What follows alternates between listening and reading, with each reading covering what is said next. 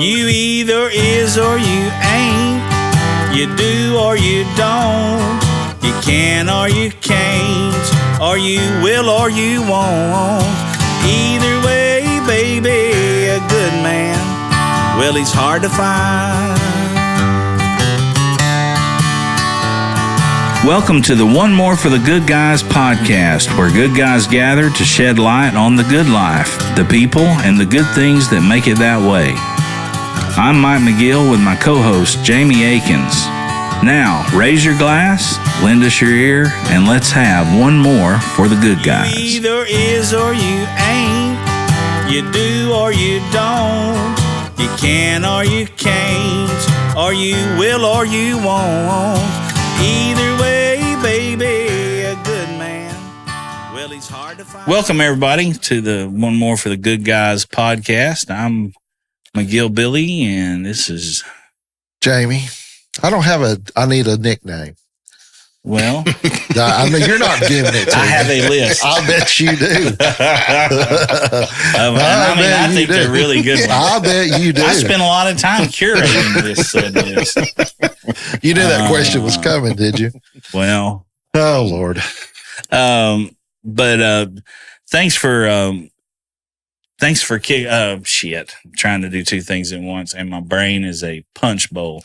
Thanks for tuning in. Thanks for all the support. We got a great guest today, longtime friend. We had him up here back in the early episodes of the podcast, and something happened. A gremlin got a hold of the SD card, and we lost everything. But fella that we've known for a long, long time, me personally, and know and love, and get to play music with him, get to work with him, and just a great friend, Mr. Nate Barrett, right howdy, there. Howdy. So good to be here. So you been okay, buddy? Yeah, I can't complain too much. That's good. I got all the complaints covered. I have a list of those too. All right, well, let's start bitching about shit. If you need any, I can get you covered. Yeah, man. Pardon me. So we go back at least 15 years. At least 15. At least, I would say. What year is it? Yeah, at least. Yeah. I'd probably say late aughts, maybe, but time is a mystery sometimes. Mm-hmm. Well, I think it was kind of around my birthday when we met, because it was really got to meet and hang out. Really got to meet and hang out. I'd have to, like, to me, anything past 5 years is just. Yeah, no, shit. 10 years ago, 20 years ago. 5 days now, even sometimes, man. But I know our first actual meeting where we got to hang out. The infamous party. Yeah. We got invited. I had been invited by Trisha Jean to T West's party up at her place. And we had just got done with a party at Carl's, like 3 or 4 days, or maybe that weekend prior to that. And we still had half a keg left. And I was like, well, I'm taking that keg to that party with me. And, that's where me and Nate met up and talked about. We held court around that keg. Oh, for sure. And figured out how a claw hammer was one of the best personal defense weapons. I've heard that. Yeah. At least if you're going to keep something in your car. Yeah. Yeah. Can't get in trouble for it. They can't be too long, too short. It's kind of hard to get out of your hand. Yeah. And I can't think. It's going to hurt you on both ends. It's going to hurt. Even if you're Bruce Lee and you block it, it's going to hurt. Yeah, it's just, we were talking like, just pick any part in your body if you had to get hit with a claw hammer, and you'd have to take some time. Yeah. I guess the thigh. Oh, that'd be bad. Oh, yeah. Toe. Then you want to know which side of the damn hammer. Yeah. The claw part, nowhere. Not that we advocate clubbing people with hammers, but well, that's a different if the time episode. comes. unless they're asking for it. Oh, shit. But, we're smoking. What am I smoking? Yep. I'm smoking the 4 Kicks in the Gran Robusto 5x50 from Crowned Heads. If you can see that. Nice little smoke so far.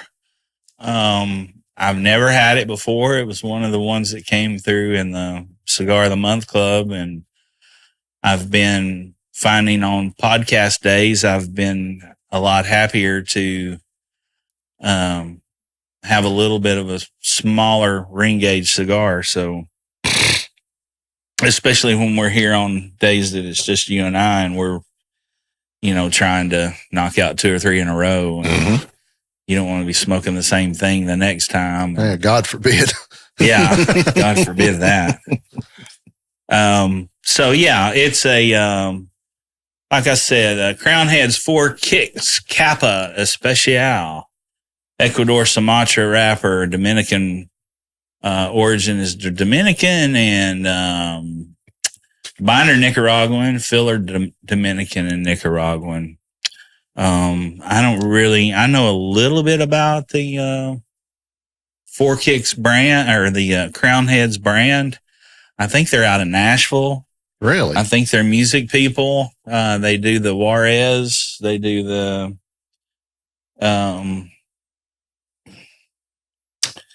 Juarez, and then the oh shit, what's the other one? The Johnny Cash, Jericho Hill, and they came out with a Mother Church for and honor of the Ryman. So they're big music fans, and I do believe they're out of Nashville. Could have completely, if I'm wrong, please correct me and let me know, so I'm not saying that wrong. But it's supposed to be a pretty good cigar. Scored a 93 rating back in the day, and was top 25 in the top 25 cigars of 2020. So there you go. Well, how you feel about it? Well, I'm just into it, but it's pretty nice. Yeah. Not much going on right now. A little leather, some hay. There's a little sweetness to it, kind of like maybe just like a real natural tobacco sweetness, not any kind of, caramel or No Maduro sweetness. no, nothing. Pardon me. Nothing like that. But yeah, so far so good. So we'll check back in on that. What are you smoking? I am smoking this Placencia Almafuerte Nicaraguan Puro, Esteli, Nicaragua. I bought a box of these because they were on sale, and I had one in Vegas that's called the Sixto, which is it's shaped like a hexagon. I thought, oh, that looks cool. I'm on vacation, so I'm smoking that one. And it was good, but the wrapper, it didn't burn even because of the weird shape, so I had to keep touching it up. But I liked it, got these, and didn't like it, the first one I smoked, but I'll let these sit. It's going on close to a year now, man. This is special. Yeah. I mean, it's one of those flavor, it just smacks you in the face with, oh, man. That's not only chocolate, that's big time in your face, So I don't know if they're $22 a stick worth that. I didn't pay that for it. I got no deal. That's a little. But good smoke, not for the faint of heart. I'd call this a medium strong, and then it's going to be, and plus I lit this thing an hour ago. So it's going to be a 2-hour smoke probably. So it was in a Robusto or a Toro size, yeah? Yeah. Yeah, those are good, man. There's several things that Palencia does that are good. And I've had that one. Who was it? Sarah Hembry, I think, bought me one of those at my 50th birthday. and I smoked it that night, and it was very good. And then you gave me one of the stuff that you found on sale. I got it here in my handy dandy carry-all, but I haven't yet to. I mean, they try it. They come in fancy packaging. I mean, the band looks expensive. Mm-hmm. The cigar looks expensive because it is. It's not a top 10 for me, but it's a good smoke. Yeah. But $22. No. Yeah, that's a little. That's 4 La Roma de Cubas. But it's a 2-hour smoke. Yeah. Yeah, but it's 4 La Roma de Cubas that are 2 also hour 2 hour smokes. Yeah. Or you're looking at $11 an hour or $2.50 an hour. Yeah. You know. But anyway, enough about that. That's what we're smoking. We'll check back in with it. So the last time you were here, I was trying to think back and figure out what we had covered. We almost got to start over, don't we? Because I can't remember what we talked about. We definitely got to hit a little bit of the high spots for sure. But from Oak Ridge, went to Oak Ridge High School. Yeah. Family was fairly musical as a family. I remember you saying, because you had music going in the house. Yeah. And there was of all types of different genres and stuff. It definitely, from an early age, was part of just living. Yeah. I mean, we weren't a singing family by any, but Dad liked us, and he played no Partridge Family shit. Yeah, we weren't out there doing the family gospel. You didn't have Danny Bonaducci tied up trying to get through rehab in the back or nothing. My crazy uncle trying to get us all in the bus. Alive? He's probably dead. God I rest think his he's soul. still alive. I think he's still alive. All right. As we I don't feel as bad. put the first dated reference up on the board. Hey, well, you know. We know who's listening. We're old. Everybody knows who the Partridge Family is. Yeah. No, But your dad, what now? You were saying your dad liked? he always played guitar. Yeah. But just pretty much for himself, occasionally for the church, like side functions, camp trips, stuff. I mean, never for service, and he was middling his whole life, but he only, I kind of admire it. He just did it because he liked doing it.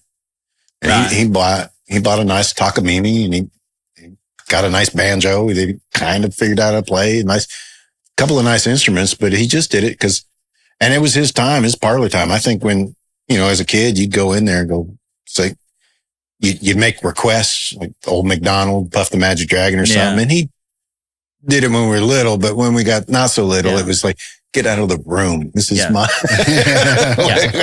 I ain't sharing shit. I'm singing and playing for me to the point like my sister-in-law, my brother Aaron, we were visiting. My parents were all in the same house. And Dad just ducked out, locked himself in a room, and you could hear him singing, and we'd grown up with it. And it blew her mind. She was just like, what's that? Is that your dad? It's like, oh, yeah. He's singing and playing guitar. He does that shit all the time. What for? He likes it. He's liked it since I was a kid. Don't ask him to play requests.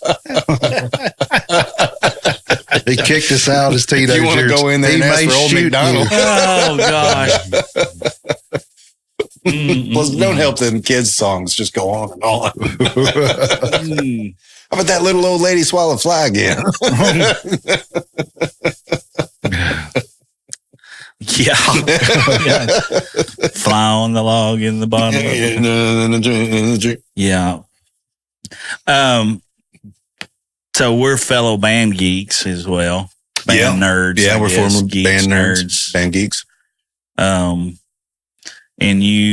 how did you get in the band again? You were just, did you play something else or you went straight in as percussion? No, I can't remember. In 4th grade, I started cello.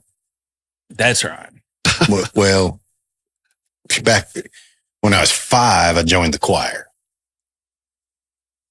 And then it was sold to me, doesn't that look like fun? I was like, yeah, okay. I'm 5.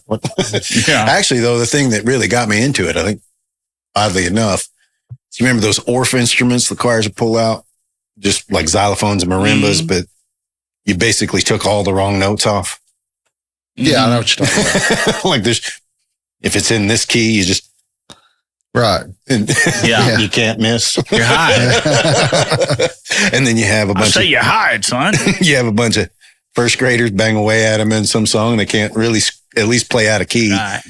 They had those Orff instruments, and they drag them out every blue moon on a Sunday, and the kids choir would play it. And I think my mom helped us, and I thought they were neat. It was like, well, if you join choir, look, you get to play those sometimes. Right. Once. Okay. I signed up, and I think we dragged, I was in choir for a decade, and I think I played it once.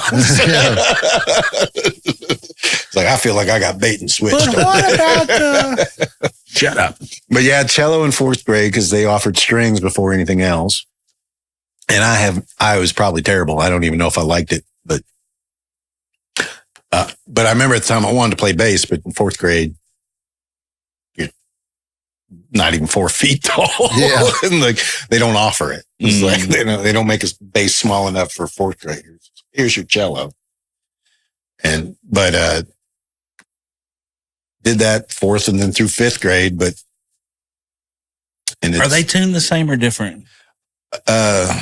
Does anybody know? I think, Bass and a cello? Yeah. I think they're tuned different, but maybe not. Well, I mean, I'm just curious, not to. Yeah, it's a good question, but in fifth grade, the band director for the middle school, because I was going to be the first year to jump, they moved the sixth grade up to to the junior highs my year. So I never got to be the top of the grade school. They are not tuned the same. I didn't think they were. They are tuned in a different spacing. So they're tuned from low to high in fifths. Whereas a bass going up is in fourths, E to A, G, D, D. D. Yeah, just like the big strings on a guitar. So. Okay. But I did my hot cross bun time and barn dance on the cello and all your other good primer hits. But fifth grade, Mr. Penley from, coincidentally, Jefferson Junior High, which I just listened to the Alan Sims episode, and that's where he was a guidance counselor. Yeah. He was probably Jefferson Middle School. I don't know. I don't know if we crossed. I don't think we did. Yeah. But I heard him mention that. And I was like, oh, yeah, I know that place. Yeah, I didn't know that at all. Oak Ridge only got 2 middle schools. Yeah. Jefferson and Robertsville. And then everybody meets back up at the high school. Right. And so he set up in the library all the instruments, and you take a little walk through. He's recruiting for the newly to be sixth grade band at the middle school. And I see that. It was the xylophone again. He had a marimba. I was like, man, I only got to play that once. I didn't get any time on that. What's a fella got to do to get a hold of one of those things? And they explained to you, like, you join percussion section, stuff. you get to play the xylophone and marimba. And I was like, all right. And I kind of told my parents, I think I'd like to do that. Only semi-beknownst to me, or maybe I just didn't care and oblivious. My brother at the time was playing clarinet in high school, and he was terrible. Was he getting beat up too? Yeah, but maybe not only because of the, hey, Aaron, if you ever hear this, you know the truth. He didn't have his growth spurt till he was graduated. Yeah. So he was tiny and he played terrible clarinet. Not a good combination. Like 8th chair, 9th chair, whatever. But yeah. But when you stink at the winds and you're in those, I'm kind of laying it on thick, but yeah, he was pretty bad. Never practiced. I don't think he liked it from the get. He was just sticking it out. Yeah. But if you're bad when you march at your winds instrument, what do they do? They give you a pair of cymbals. Yeah. And then you march cymbals. He did that. And then he got to know the drummers and he got to know drumming, the percussionists. And he really, really wanted to, not only for band, but he just wanted to start playing drums or percussion. I don't know if I knew that or not, but the deal kind of fell in his favor because my mother and father weren't going to get us any kind of drums unless I wanted to too. You know, and I'm there, and there I see the marimba in the library at Woodland Elementary, and I'm like, yeah, I'm going to do that. And it all just worked out. We had a drum set within a year, and I was going to band. And, so about 12 is when that's when that started. And then I'm a terrible xylophonist. That part didn't. Nobody let you play that. Yeah. Oh, they would have let me. Not in choir though. Not in choir. One time. Reading music's hard. You need another beer? I'd love one, I guess. Yeah. But yeah, that's how and I've been drumming ever since. You know, every time we talk about band, and you've been in band, and, you know, Nate and some of these other people, I think that I went through middle school and high school with a concussion because I don't remember anybody ever going, hey, you want to be in the band? I honestly think you got to get them. I can't think of anybody that ever got through elementary school and middle school, got to the high school and went, I think a trumpet would be fun. I think you get them early. You get them at 6th grade. Yeah. And then they start dropping off. But, because I mean, I think all you do every switch you can, like what you were saying. Did you do it in middle school too? Yeah. Coker? Was that before him? That prick hadn't got there yet. Oh, you heard that. You seen that too, didn't you, Danny? That was par for the course. Fuck him. We talk a lot about a lot of my friends that I marched with in high school. Dr. Wooten was middle school, and some other musicians I met since. You know, they've gone on to be band directors.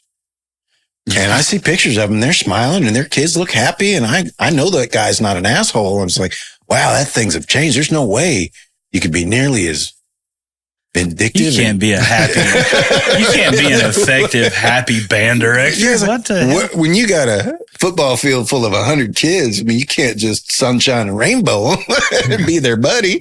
No, you got to run full steam across the field to yell out some poor kid with a flute and tell them they don't know what the hell they're doing, and they couldn't. I don't know what the fucking mellophone is anyway. Just weird respect. Yeah, and you know, God bless them though in some ways, because the only teacher that has to deal with 100 kids at a go. Oh man, yeah. And our guy in middle school was Dr. Wooten, who also did the high school band, and he was your same guy. Yes. Yeah. Okay. And he was very much that, like you're saying, recruit them young. Yeah. Try to figure out in that 6th grade year of, okay, he's not going to be trumpet. Maybe he'll be low brass, or maybe he needs, you know. So you're saying if Wooten had been there when I started middle school, I might have been in band too? Oh, absolutely. Yeah, because he wasn't a raging asshole like Coker. Yeah. See, I don't remember them ever trying to recruit. I mean, we were sworn arch nemesis enemies. I mean, I did not. I mean, he almost got me not to graduate because of that deal, you know, we talked about last week. But that was Coker. Yeah. See, Wooten stayed all the way through middle school. And then my 8th grade year, he asked me to go up into concert band and marching band as an 8th grader to the high school band. So I went, and I had him my actual 8th grade year and actual freshman year, and then he retired. Oh. And then Coker came in. Oh, I didn't know that. I thought I was under the impression that, oh, no. I'm thinking two different people. The choir director was your mentor. Yes, guy. Dr. Melton. Dr. Melton. Yeah. For Wooten, sure. Melton. Yeah. Yeah. W. But yeah, one's a Lake, one's a bass player. Got it. I mean, it's not something I ever thought about, but yeah, those directors don't recruit from the school they're in. They go to the school below And I remember a lot of my friends just dropping off. And then by the time you're in high school, you got who you could hold on to. And also, I got a lot out of high school band and I got a lot out of choir, but I have equal amounts of resentment for both. Yeah. I mean, mine was great. Choir was always great. Band was good, until it was like, you're good enough to get picked to go play with kids that are better than you, older than you, and you establish yourself for 2 years, and then this new guy comes in and just tears everybody down. Yeah, and didn't give a shit about him trying to tear me down, but he picked on other kids, and I've never been good at holding my tongue on stuff like that. Really? So I would, there was, and I would come up with ways just to torment this man. And that's, and that's the weird thing too is standing. And I've been thinking about this a lot lately, especially with the changes in times and things kids have better or access to is I don't think we had any language to articulate our frustrations. Yeah. And so if a teacher was shitty, we didn't have any way to convincingly, and you're like in middle school. How are you going to articulate the reason why this teacher, band director, choir director is a shitty person to whatever authority you need to with any kind of convincement? They don't give a damn anyway. And then they don't give a damn, and it's always going to come down to a kid's word versus a grown-up's word. Yeah. But I think kids today have because it's there. And they've all got a cell phone and they can yeah. If they don't know how to record your ass. Cussing out, And so like I remember some just horror stories. I mean, at the same time, you just thought that's how it was done. But I saw, I won't name her name, but just a girl cymbal player because she was a wind player that couldn't march and play at the same time, got her cymbals, and she couldn't hit the beat on the national anthem, which is just dun, dun, dun. Some people can't. Dun, boom, crash. You seen Mr. Holland's Opus? Yeah. Yeah. And it's Terrence Howard couldn't hit the damn beat either. I saw a band director. Was he the one that he taught to play the cymbals? It's been so long since beat on with the helmet. Yeah. It's been so long since I've seen it, I can't remember. That's a good movie. Yeah, it is a good movie. And the national anthem is something we didn't rehearse until it was like, oh shit, first game day, kickoffs Friday. Right. Let's brush up on the national anthem because we worried more about our routine. And it always sounded brushed up on too. That's it. Like, just because, you put the lyre on. It's like, okay. Yeah. Boom, crash. Snare drums just have to roll. There's nothing fancy. Just make it. I'm glad you said that. I forgot what that was called, the lyre. Yeah. And this poor girl, and I'm with a bass drum and a band director's just frothing at the mouth, chewing her out about how she can't hit this beat. Now she's never going to hit this beat because she's shaking and damn near crying. And if any of us had either the balls or the articulation to go, hey, man, this isn't helping. It's like, I know we're not adults, but there's enough of us to. You got yelled at too. Oh yeah. And we did. Mm-hmm. And it did, but we were a championship band. Yeah. I mean, we did. I don't know if we did. I think we got some ones in band on a couple of different deals we did down in Nashville, but. Well, but our choir was for like from 1957 on, we just killed it. God, was he there starting that? There was a row. There was in the choir room. There was 2 walls, and they were all at the same level, and they had the picture of the choir taken at state, and then the one below it with all the kids' autographs on it in frames. And it was from 57 till 89. And he was the same. He was there. Yeah. He's still alive? I think he was.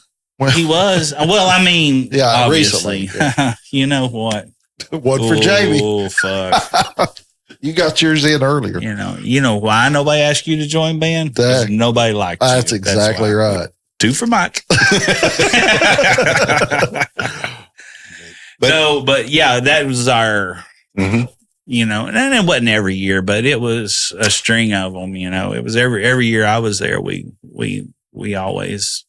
Carter was known for that and driver's ed. Driver's ed, yeah. National champions in driver's ed for like 10 times. Yeah. Oh yeah, Mr. Acuff. Yeah. Even I've heard of that. Larry. Yeah, Larry. But it's a weird thing where like I said, I resent it. And I'm proud of it at the same time. It's like just because you got into it, it was something to do, but I also resented that like I gave up all my social life. These are the only people that are going to be my friend pool. And I was a little shit. I hated everybody until my senior year and got my head out of my ass. And nobody cared because I had no clout. I wasn't a popular kid. I got by, but also that same band director, he was the senior year. I did the senior musical, first time I ever played Kid Out, and that set me up. And wow! And he was his arranger, his musical director was a woman that I owe so much to, Berta Swain, and she was doing the piano, helped arrange it. But I had to convince him to let me play drums in the musical. It was Godspell. And he didn't know I played kit. I was 5th chair, 6th chair out of 7 percussion. Right. Because we had some hot liquor. It's not that I sucked. Yeah. I was average. Just hated everybody. I just fell right in the middle. Because the guys, the first chairs, they were hot. The first 2 or 3 chairs. But I went to every kit drummer I knew in the high school and asked them if they were going to do it. And it's like, are you going to do the musicals? No, I would, but I'm not going to do it. Or no, that's not my thing. And so I remember going to band director's office after school, and I was just like, knowing you were his only choice. I was like, look, I'm all God. I'd like to play. Well, let's see. I'm the only choice, and I'm not asking about those fucking marimbas. I might have a shot. I walked into his office, and he was a 2.5 pack a day Winston smoker in the office. He got grandfathered into and he's puffing away with the assistants, probably going over charts for other shit that's got nothing to do with musical, but it's coming up. And I'm just like, hey man, I heard you need a drummer for the musical. I was like, you play drums? Well, is it that far of a stretch? I stand in the back of the room and beat on shit every day. But yes, I do. You have drums? Yeah, I do. And he's like, well, let me think about it. I go, well, if it helps, I asked everybody and they're not going to do it.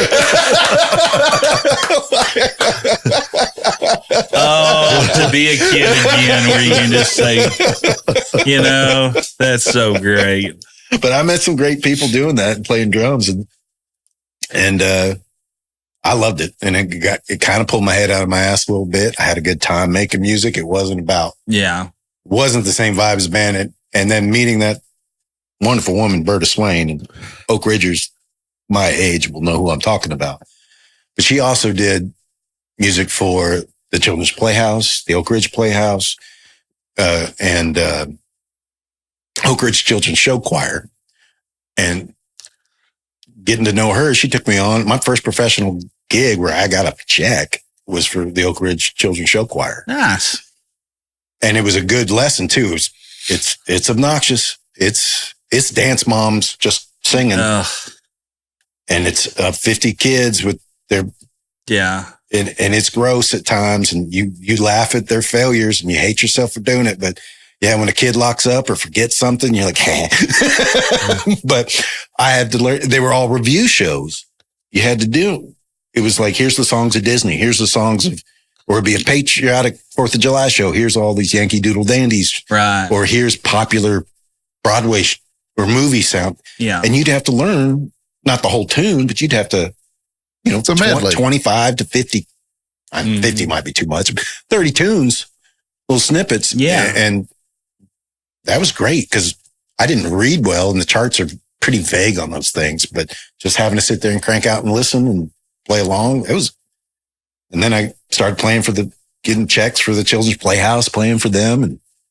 And so like, what I always loved about doing that kind of work is that I've done it from the singer side, but mostly from the musician side, is that you show up to theater like that or something or a musical, whatever. The musicians are the heroes. It's like, you can do no wrong. It's like, we're back here and, you know, a lot of the people that are on stage don't necessarily play too. So they're in awe. Right. Everyone I've ever done, they're just like, oh, the band, you know, it's like, oh, yes, I like this. So plus you're kind of in the background. And if you fuck it up, it's not as apparent as if the lead fucks it up. So I never got to do any of that. I was always on the singing side of it. That kind of got me. But I could see what you're talking about. Yeah, it's like, oh, the bad boys are here. Yeah. The guitar player's here. Yeah. Or whatever, you know. The different, the musician side versus the singer side's different. Mm-hmm. Well, and the first adult production at the Community Playhouse I played was Hair. Oh, yeah. So like, right out of the bat, let's get weird. And I got to play the drums and, you know, it's 60s rock. So I'm having a ball. Sure. And but it's you're familiar with the songs. And we had it set up behind the stage. So like that pit band kind of energy, I don't know. I kind of fall in love with that kind of production, especially if you get in the theater. An empty theater right before production, it is, I don't know. There's a weird energy about it to see something go from nothing. There's the set. There's the actors. There's the people. There's the show for 3 weeks. Yeah. And then be in that same theater when close, everybody's gone and see it just being struck. You're just like, wow, there was nothing here. And then there was a show. Yeah. Now there's nothing here. Yeah. That's along the same line. Except the spirit of the theater, you know, as being in that seat and you get there for the first rehearsal. And when you're done, you're like, we're never getting this. Yeah, this is never happening. This is never. That sounds like every year. That sounds like everything you say at the first of every Christmas show. Oh, I mean, when they send us these things, I'm like, my God, we don't have a 20-piece band here. But yeah, you're like, this is never. You go through it and you're like, I got to play this to the letter. Or this is never. Or that never happens. But how is this? Which you got to, if you've been in like a stage production, there's always some, you know, a director. Right. And that's the guy really sweating. You're just like, I'm just going to play what he asks. You do it incrementally. And that person knows that, yes. Yeah. You know, and the whole time you're thinking, I don't know, we're ever going to make it. But he's got his timetable on. Yeah. He's probably crying himself to sleep at night, or her, or whoever they are. And then it happens. I never could understand that about, you know, getting back to just a little bit about the directors and the style of directors we had was why you're trying to accomplish exactly everything you guys just described. And now you've got enemies within your camp. Yeah. Purposely. And it's like, I never understood, like, how does that's not going to help anybody. Well, and that poor musical director is the same person that has to deal with the theatrical director, the director of the show, and the prima donnas or the theater people or lovely theater. I love theater people. You know who you are. I love theater people. But I mean, you know. But you got to deal with them. The person that wants to sing or all of a sudden shows up, can we drop it a key? Or, you know, and it's just like, well, good thing we've only been working on this for 6 weeks. Sure, we can do anything. I love it when the director, I've done a lot of these high school things, you know, and I love it when the director is also the piano player too. Oh yeah. So I get to be second fiddle. Yeah. Like, oh yeah, I'm going to say, I'm really going to be able to do this then. Cause they play through the whole damn thing. Yeah. It's like if everybody drops out, you still got a piano that knows you know, it's our show. So, well, and it's got to be, I mean, being there like that, you got to be learning stuff on the fly too, of watching somebody who's been through 150 or 1,000 of those things, and now you're sitting right next to them like we are, and seeing things come together on the fly, or maybe how he or she saves the segue, or I don't guess there's really segues in theater, whatever the appropriate word is, but you learn. You don't realize how good, and really the people on stage obviously is too good, all those players and singers are, till you get to Broadway and you see them. You're like, whoa. Yeah.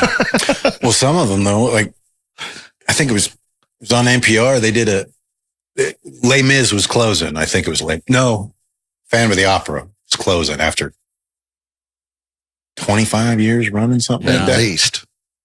So they went and talked to the orchestra members who have had a job playing for a quarter century, 9 shows a week. I mean, some people have come and gone.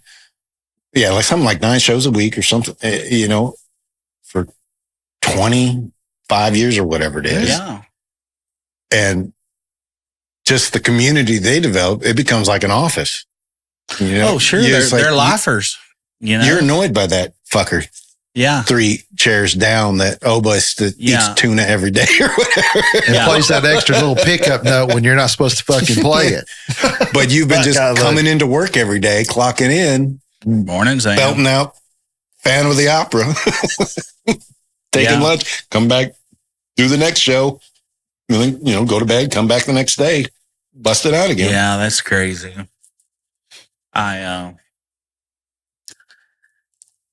And there's a lot of beauty and stability in that kind of thing too, but there's also, and that's on quite a bigger level, but there's also a deal you kind of have to make with yourself to be able to, or I did, to be able to make it through.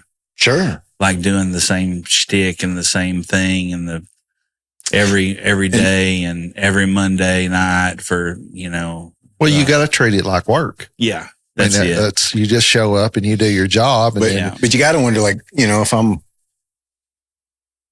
first or second fiddle or whatever, it doesn't matter what chair you're sitting at, like something that's been running 25 years. Do you even like playing anymore? I mean, that's what I'm saying. Do you even have deal time? You have to make with yourself to be. Because if it's your job and it's taking all your energy, when do you get to do this thing you love doing for you or something? That's why you run out of time doing it. Old adage: do what you love for work, and you'll never work your day in life's a bullshit. Yeah. Oh man, I want to play music my whole life, and then about a year in, you're like, I want to blow my brains out. I never want to look at a piano again, ever. Well, I think there's one or two ways that can go, and it either drives you to seek that thing that lets you scratch that creative itch, or it's exactly what it's just like morning Bob, morning Ralph. That's right. Here we go again. Time to make the donuts. And you can tell yourself for that. Plenty of people have a good balance of that. And plenty of people we know making money have a good balance, like that have been doing it for a living. I mean, somebody like Daniel Kimbrough, I'm sure, he has to make the donuts as much as anybody, but he has also figured a way to get his personality into these parts and also find other projects. I mean, it's a hustle. It's probably killing you to always try to find the time to do what you want to do. But he fishes too. He's not just. Well, that's what I was getting ready to say. He's got an outlet that's not that. It helps. And it's not just Kimbrough, but we know plenty of pros. Yes, but it also helps, I think, on the creative side. Working with creatives. Working with creatives, having control over that. Yeah. And then also not going into the same place every day. Or earning the right to make those changes. Because you got to make the donuts enough for them to go, okay, well, you're playing marimba on this, but you've been doing it for 20. What do you suggest? What is the part? Yeah. What is the bass part? What is the piano? Like now you arrange, you're getting your creativity in there, but. Well, now, and on the other hand, if you're thinking like that, is the people at Broadway, they're on the best stage. They're working with the best equipment. They're working with the best qualified people. There's no variables, Right. you know, on the on the professional side of things, to where if you are even symphony wise or whatever, orchestra, and you're traveling, you know, every house is going to be different. We know that from every gig is going to be different. You're going to be working with.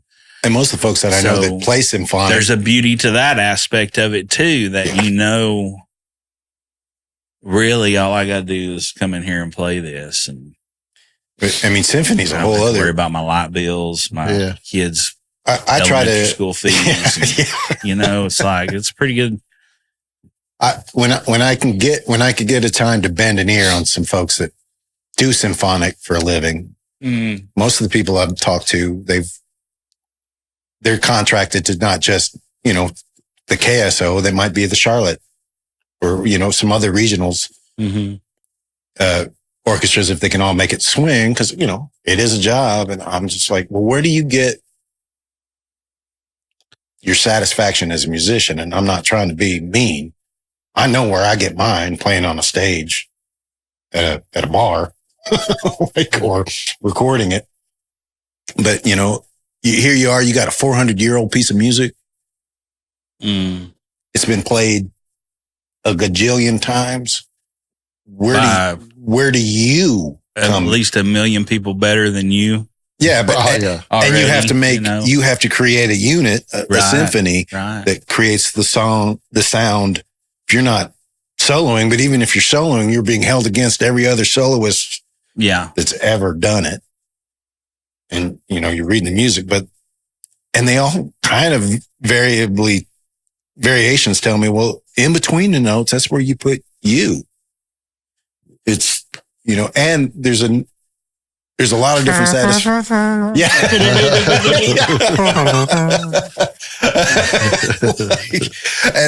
and I, you not know, so much you, son. Not so much you. You know, but also there's just levels of satisfaction, and it's still artistic, but there's the satisfaction of like nailing it, like a gymnast. Like I did all the flips right, and I landed, and I didn't skip. Absolutely. And also you're sitting in the symphonic aura when it's right and everybody's doing their shit right. It's as good as it can you're get. You're in it. Yeah. You're enveloped in it. Yeah. And you know you're part of that. So, but like the satisfaction of like, yeah, I nailed it. Every note was perfect. Yeah. My tone was perfect. Well, it's like going in and recording. Yeah. Even if you're just doing boom chick or, you know, just a straight rhythm pattern, but to do that for 4 minutes and 30 seconds and it be on time, not ahead, not behind, you know, and there's a huge sense of relief and accomplishment if you can go in there and one take it or, you know, I mean, so. But there's also, you know, a huge sense of like, well, that's not what we planned, but that's pretty good. Let's just quit fucking with it. Yeah. There is that. I keep clinking the microphone here, but, you know, I have another, you know, there's another artistic satisfaction, I think, because, you know, I work with dance and I do No, I'm good. Oh, thank you, sir. Yeah. And I've been really into the art of improvisation. Yeah. For a long time now. But I'm a new group, newish. I just saw that we actually formed 10 years ago. But Mount Nombre, memory popped up on the old social medias. I like that push and pull and surprising one another. And you get that even if you're a rehearsed rock band or a country band or a bar band. Or a theater band. So, you know, like more along the lines, you know, we can rehearse songs, but we kind of hope it don't sound like the last time. And you get to find those. I don't write my fails out. I've never You don't write your solos out. Yeah. You might hit the same ideas, Mm-hmm. but if it goes somewhere else, it's a nice surprise, and you're in the moment, and it feels good. And you're making those moments happen. And that's another different type of satisfaction. Yeah. Just that What means in the moment satisfaction. Like when you get done, the only thing you're like, all I know is it felt good, so it must have been good. I forget what song it was the other night we were playing, and I felt it going to swing it. Yeah. And I just turned around and I looked at you guys. I was like, swing it. Yeah.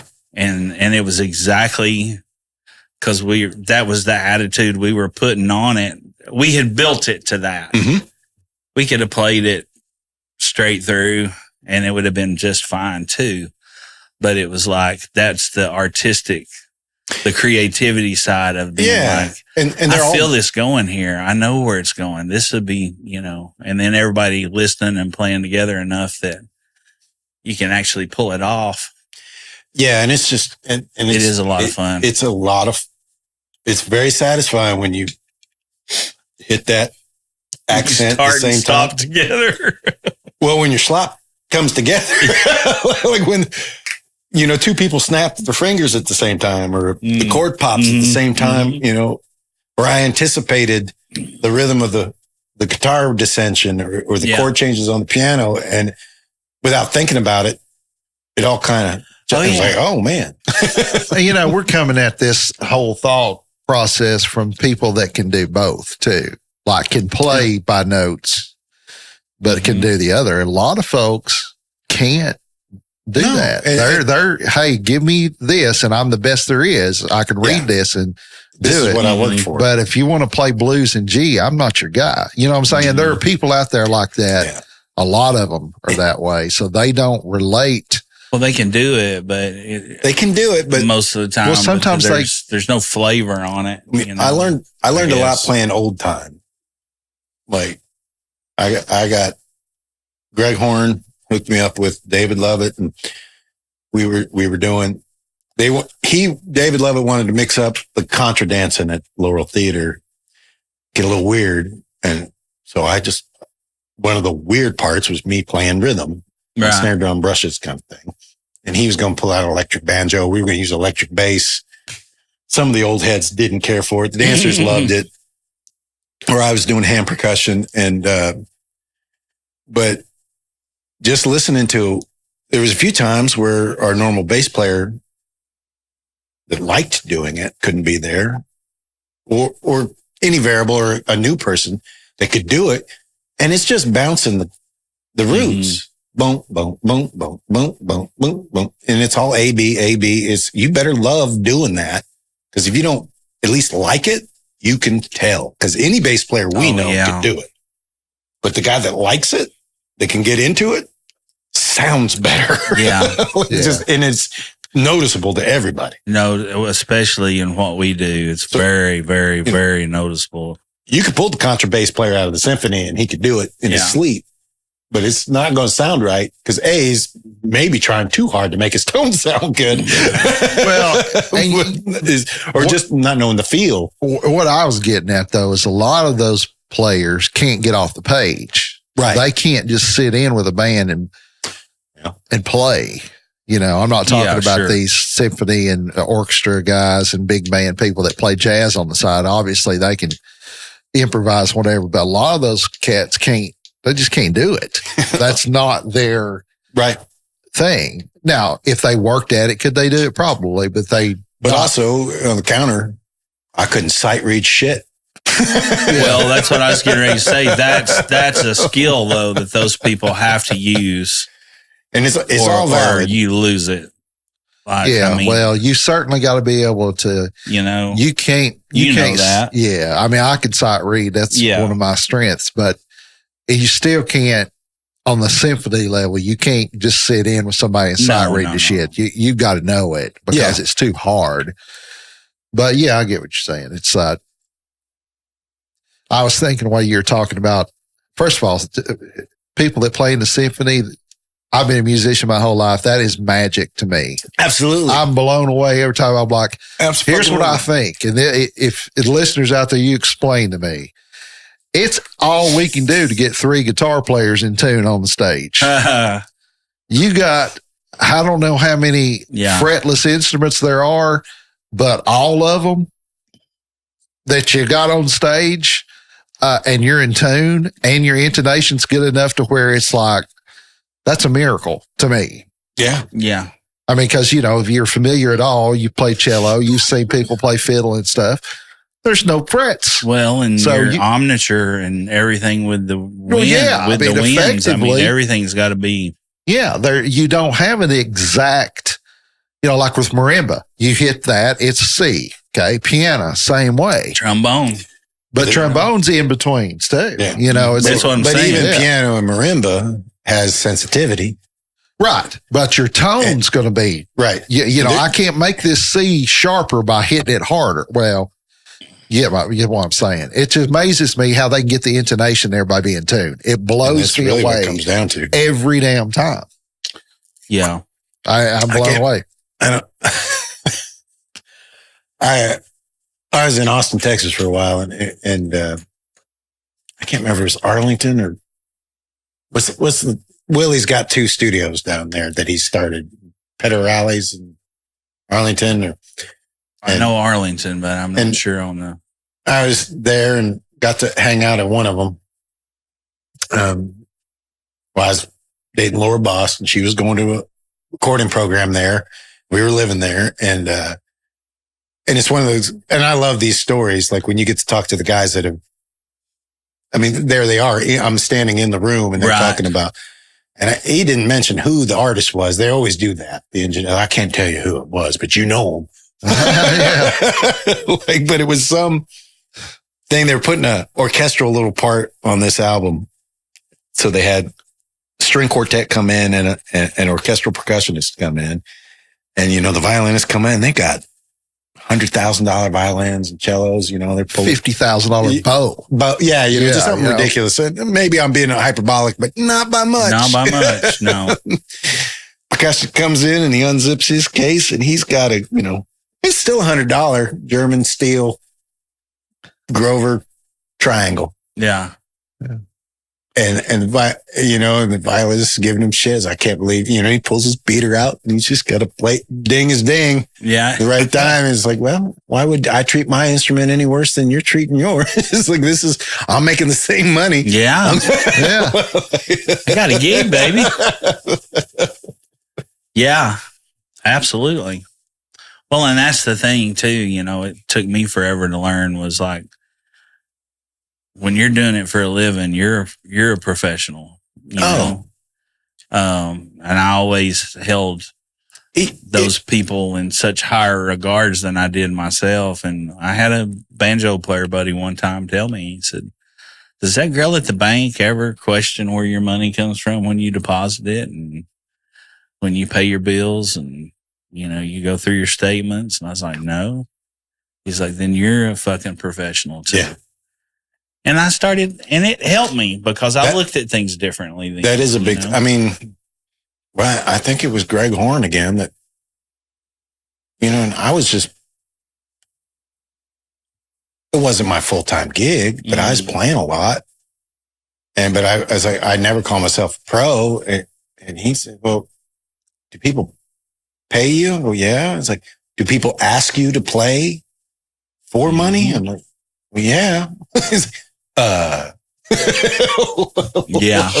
It's not about how insecure you are about your skills. It's about, do people want to hire you? Yeah. Yeah. And it of course, yes, it's semantics too. I mean, I get it, but like to get over that hurdle of that semantics. Well, yeah, but we grew up, everybody grew up watching sports or around it a little bit. And if you're a pro, you're the best. Yeah. Never dawns on us that you're also the richest too in your sport because you're getting paid, right? And yeah, we assume professional is a level of excellence or skill level, sure. Yeah. But at the same time, I had people seeking me out to pay me to do my thing. Absolutely, you're both exactly right. I was just saying, why do we feel like? But you're right. That. Oh well, you are a pro. Mm-hmm. It's like in your head, you're like, oh, I gotta, and I wish I there's several times in my life I wish I just invested in myself and done it full time. But, it's scary. But I've always been half-time. I've always kept a job somewhere, even if it was 4 hours a day, little shifts. But I've never, since that conversation, I've never thought I've never delivered something that was not at least professional. Yeah. No, I agree. I like what they both said. I was just thinking, why do we feel that way? Because kids, I'll go to a show, some of this bro country shit that I go to. I think a lot of it has to do too with if you're ever around somebody that has been at that level where they played, in our field, like the Opries or the the stages that you've always heard about and thought about, and the radios, and their shit plays on the music in your car, not yours. But we also know those guys that we admire. It was always a big dream of that was my deal. I always talked about those guys being professionals, and that's when he set me straight. But the lesson you learned, it's just in your head. And, so much of any kind of anything, it's not just art, just your skill level. You're always in your own way. You're your biggest damn to 9 times out of 10. Yeah. Because you're like, nobody wants to read my shit. Nobody wants to see my dance. No one wants to hear my song. It's like, well, if you fuck them, do it. Yeah. And that's a whole nother thing to learn and get over and be confident. Like, who are you doing it for? Well, as long as I've done it, I'll sit and I'll overthink something about what I'm going to do, especially like during like solo stuff. And the happiest, best, most tips, everything show is when I completely drop my guard and just start living in the moment. People can tell. Or off of somebody said, and it takes me back to that story. And then I kill that song that I hadn't sang in 20 freaking years. I can't even believe I remembered the words or the chords to it. That's the dragon we're all chasing. Yeah, exactly. That's why we get on the stage once a month on Friday or me whenever I can. Yeah. I love the stage. And it's over before you know it. You're like, I've played 3 hours. I didn't even take a break. We didn't take a break for 2 hours, or something. No, it always flies by. I was thinking while you're talking about. And then sometimes, not to interrupt, but just to finish the thought is, it can just prod. Oh, yeah. And plod, or not prod, but plod along, Go ahead. Sorry. Yeah. And those are the nights you want to kill yourself. Anyway, you're talking about what people did for an outlet. And I was thinking about, how we get on stage once, I play once a month, maybe. And, even on the shows that are hard, which we don't have a whole lot of those, but even when they're hard, there'll be a moment and you're like, okay, that's what I came for. You know what I'm saying? You play the whole show for that 30-second clip. You're just chasing that moment. And you can't explain that to somebody that doesn't play. It's just like, it's like golf. That's what I was going to say. It's just like golf. I was going to bring up golf because I don't know shit. Well, here's the thing about golf. You can go out there and stink all day long. And you hit that one flush shot. And you hit that one shot and you're just like, oh, man. I got it figured out. And it's just like trying to tell somebody what it's like to catch a fish. Every time I think I'm out, they pull me back in. It's that. I mean, there's definitely a lot of that. And I think I get pissy about stage abuse because I think every stage is hallowed ground. Absolutely. Like, you remember the old World Grotto? Yeah. That stage you could step right up to and it was only a foot off the ground. Yeah. And I'd see, and there were a lot of great bands played there. Oh, shit. And you'd see people put their purses and their drinks in. I just wanted to kick everyone off. Yeah. And it's like, hell yeah. This place is packed elbow to elbow, front to butts, all the way back. The musicians and performers only have this much space. Get your fucking shit off. I'm not sure if you're aware of this, but everybody in here came to see me. And the pub, same way. Yeah. I think I've played with people that somebody put their, kick that fucking thing off. It's like, you think I'm being an asshole, but this is the only space allotted to us 5 people. Yeah. Well, it reminded me of a story Whitlock always tells about me. We were, so how the kind of the refill name even came up was, back when I didn't have, I was playing a lot, but it was always a Thursday through Sunday kind of thing. You never had a Monday gig unless you were going out on a stretch and being somewhere, and Whitlock and Brock and, I can't even remember who was on bass at that time there, but it was just a revolving door of characters. You came out sometimes when you were free, but it's how the refills thing came about. And it was always like on a Tuesday or something, or a Wednesday, or we had a standing thing there that we'd bail Scott out at the pub. Yeah. Because they didn't have somebody show up and they needed somebody that knew songs. Well, hell, I knew a couple hundred of them, and sure. And these guys were good enough to follow and do. And we had so much fun. But there was one night, I think it was probably during football season, and somebody said Rocky Top. There's 2 drunk girls in the front of like you said, just walk right up to the stage.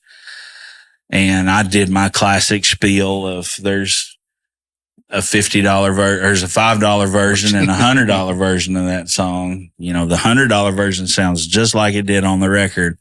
Which one would you like to hear? And they were just like, well, Rocky Top, and put down like $5 or $10 down there. And I said, $5 version it is, Play the next song on the list. Yeah, we just played, whatever the hell it was, And we got done, and that girl says, that wasn't Rocky Top. And she went to get that money, and I just put my cowboy boot on that 20 or 10 or whatever it was. I just put my cowboy boot on it. I just slid it back over, bent down there and got it. And I was like, that's the version you paid for. I told you it wasn't going to sound like nothing you'd ever heard. Yeah. It sounded nothing like Rocky Top. We did that at the Brewers Jam one year. I don't know. I think that was a Drunk Uncle's deal. I think Keeble was on drums at that time, but same thing. I think we were playing, it was a Saturday. We was playing LSU that night or something, and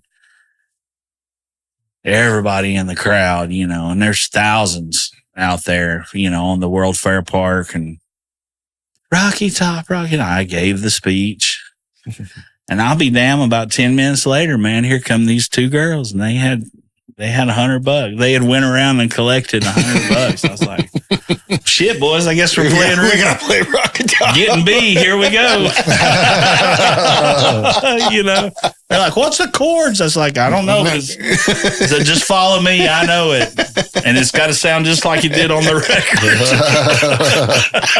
record. Called my shit. Yeah, I got to do it now. I ain't got no choice. But yeah, I agree with you. That's our time. That's that's your people's time. And that's where our magic happens. That's the dragon we're chasing lives on that thing. And we get repeat people to come out, and actual fans that come and see you, and just like all the patio shows or a stage show. I mean, it's all there's so many things firing off our dopamine and why we do it. And the thing I've been saying it for years is the other reason it's hallowed ground. It's not everybody can get up there. That's true. You talk about, it's been around forever, that thing about what's everybody's greatest fear. And death is always number 2. Number 1 is always public speaking. Yeah. Or public singing. Yeah. Just being on stage. And I can't wait till the next time I get it. Yeah. on a podium. And I never had any of that stage fright shit. I mean, know. I Maybe get I'm a just- little bit, and I I've like got a little bit concussion, of like it. I said. I like that anxiety of like, I hope this show goes good. Yeah. Yeah. Or hoping, and I get, and that, there's been some times like, oh, we really got to win this one. But but that it's never been, of course, I've been in front of people since I was 5. True. Yeah. So I don't ever get it until my feet.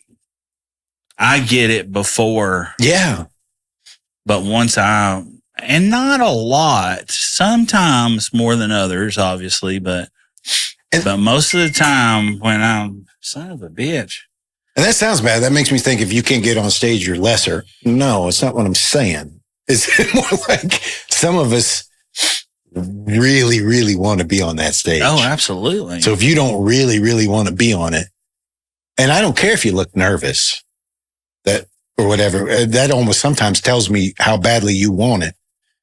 But if I see somebody, look at the last few years we've done since we've done the Christmas show at the Bijou of all the different artists that it was a dream to get on that stage. Oh yeah, that's a big deal. It's a big deal, and you should maybe feel nervous. Yeah, but like. It's just all ties. It's hallowed fucking ground to me. Yeah. And yes, I do feel kind of egotistic about it because you can't, and you probably want to. Not everybody wants to. You shouldn't want to. I do want. Yeah. Well, with that being said, let's take just a short break to hear from a word from our sponsors. Hey, good guys and good gals alike. If you're looking for somewhere to go to get your hair did, then look no further than the Chop Shop Hair Studio. Our longtime friend and supporter, Cindy Lou, opened this spot located in Knoxville's very own Happy Holler back in 2010.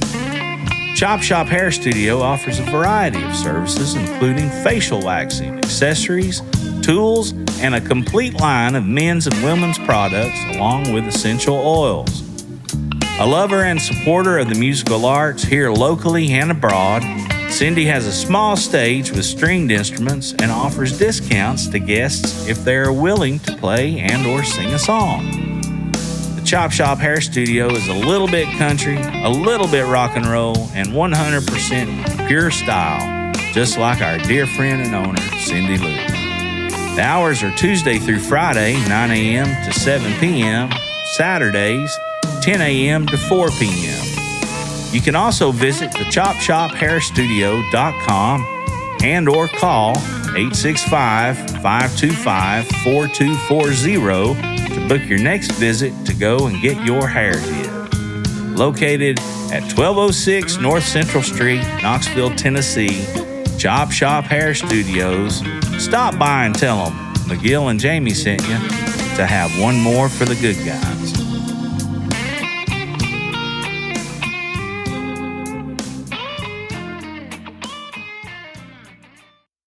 Welcome back, everybody. Sorry about that. Well, now I lost my thing. I worked so hard to find before we started up so I'd be prepared, and look what happened. It went away. Now I got to do it. Again, our guest here today is Nate Barrett. Howdy. And we've got... why don't you tell us a little bit about what you got going on, Nate, with Mal Nombre? Who all's in it and all that good stuff? Well, it's myself, Mike Murphy, and Ben Maney. We kind of found it. And Taylor Phelps is our guitarist now. And for a while there, we for a while you had just folks sitting in, didn't you? And I thought it was cool. It's like, we don't have a fourth member. We'll float it.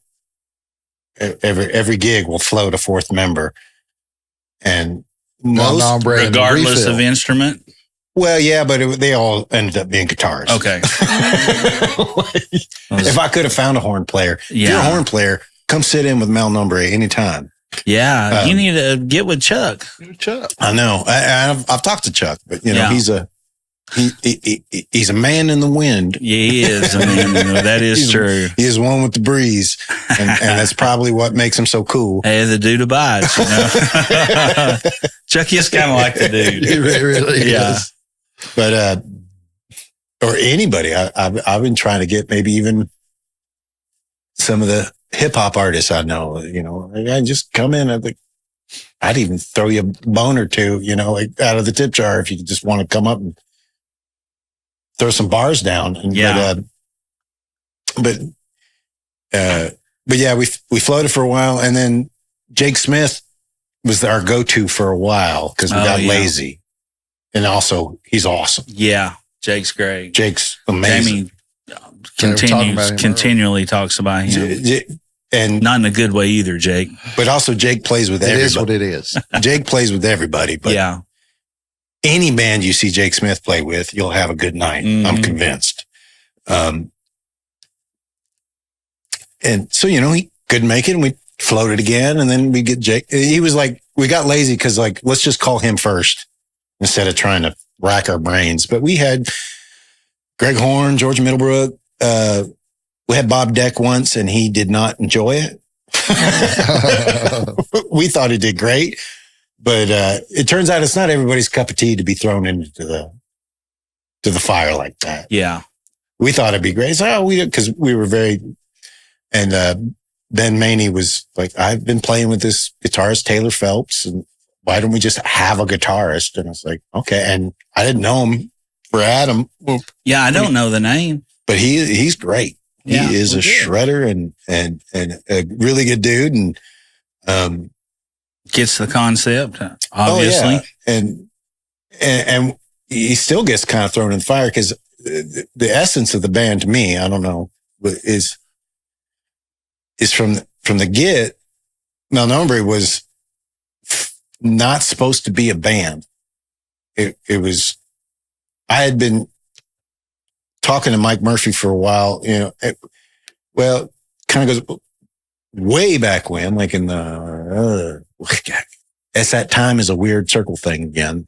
But at one point, Ben Maney and my friend Andre Hayter, we played with Jody Man Ross Band and short-lived band called Telescope. We were like, let's just get together and play in our rehearsal space just to blow chops, try stuff we don't get to do. You never get, and the rule is we're not a band. Yeah. We're just going to have fun on a Saturday. And Ben came over and we jammed. We did this maybe a couple times for about 45 minutes and we recorded it. We'd sit, drink beer, coffee or whatever, listen to it, go back down. It was just a nice, fun way, like almost like back in high school when you would just go to the garage, kick it up with your boys, and then, drink Dr. Pepper, smoke cigarettes, whatever, go back. Back when music was fun. Yeah. Yeah. It's actually having and a it good lets time. you try some stuff. It's like, I want to blow my chops out in ways because I don't, I'm not going to get, I got a big theory. It's like you can only get good at music, it's certain styles of music, if somebody lets you play it. I'm not good at country except people let me play country music. I'm not good at jazz except somebody, and I'm not great at jazz, but I'm competent because finally somebody let me play it with them. Right. Like call back to the marimbas. Yeah. Rock and roll, I've been playing. Yeah. My music, I've been playing. Yeah. But like when you switch genres, like country especially, I did not know had nuances to it. Yeah. Much like when I'm talking about the old time bass player, just got to bounce a note. Mm-hmm. Same as the drummer in the country. You got to like the music and you got to like the feel. Yeah. You got to like being there. It certainly helps. For it to work. Yeah. Otherwise, you're just doing the job. And if the audience can't tell, the band surely can. Yeah. And it's just, so that had passed. And then later, Ben Maney was sort of my neighbor. And I've been doing that with Mike. It's like, Mike, come over and I work better. I practice better. Somebody giving me some ideas. If I'm left to my own devices and a book, I don't know, ADHD. I've not been diagnosed, whatever. Like, I just wander off. It's like, I'll get 20 minutes, 30 minutes of playing. I'm like, there's cookies in the world. I'll go eat those. That's enough of that shit. Never mind that shit. But if somebody's sitting there bouncing ideas off me, I'll do it all night. Yeah. So Mike was coming over and we were jamming. I said, well, Ben lives up the street. Let's do that. Yes. Let's do that old thing we did where we get together and we're not a band. Let's just blow chops and be obnoxious and over. And of course, that only worked for so long before we had a handful of arrangements. Yeah. And we're like, you want to book a gig? Yeah. If we did this here. And it's like, you want to not play everything we know, like every bar and every note? It's like, yeah, because it doesn't sound good. Well, I think it's the best band name around. And it's Todd Steed. Like, I miss, he got to interview Mike and Ben and they get to tell a story, and he what do you call it? Dubbed it. Yeah. The best. Yeah. Well, that's right up Todd's alley for sure. Well, especially the origin story of it. Yeah. Like, if you're not familiar.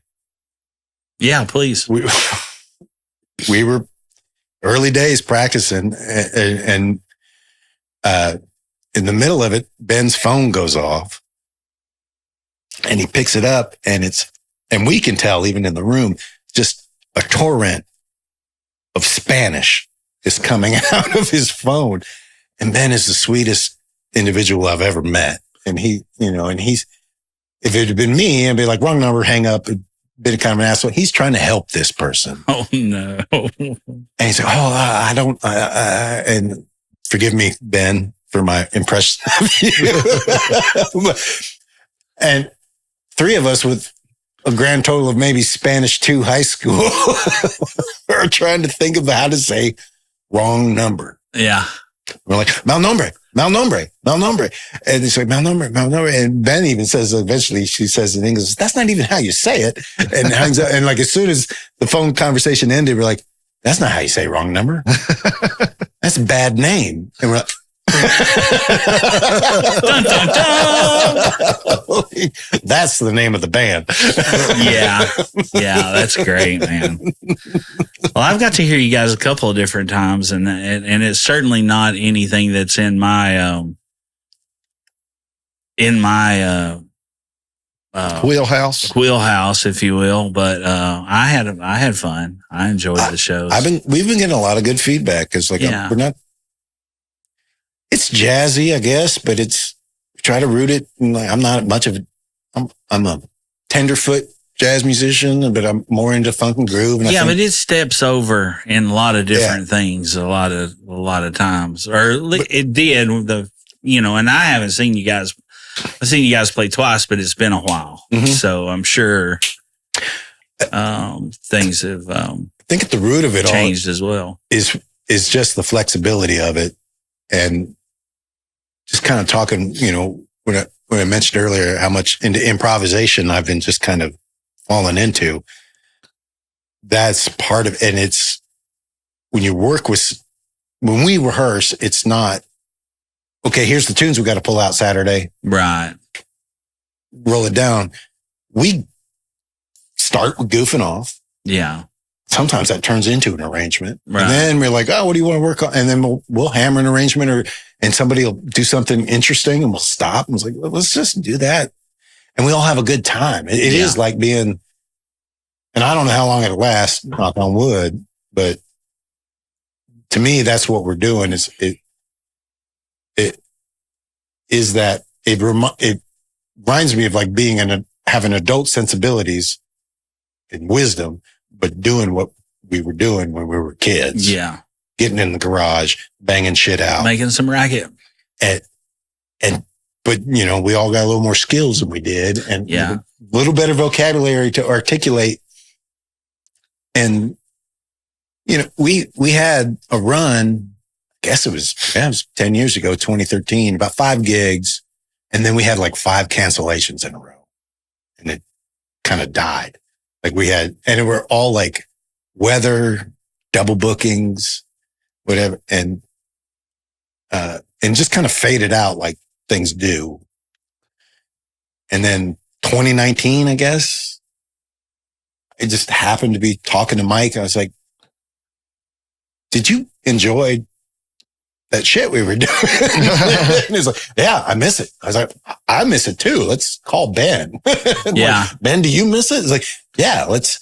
And we actually just pulled out those old arrangements and they sounded so much better because we weren't literally, we were overplaying on purpose. Yeah. And those, we have phone recordings. I was like, of the scratch demos of a lot of the arrangements we still have. And yeah, we have played every note we could all the time. And it's hot garbage, but the ideas were good. And then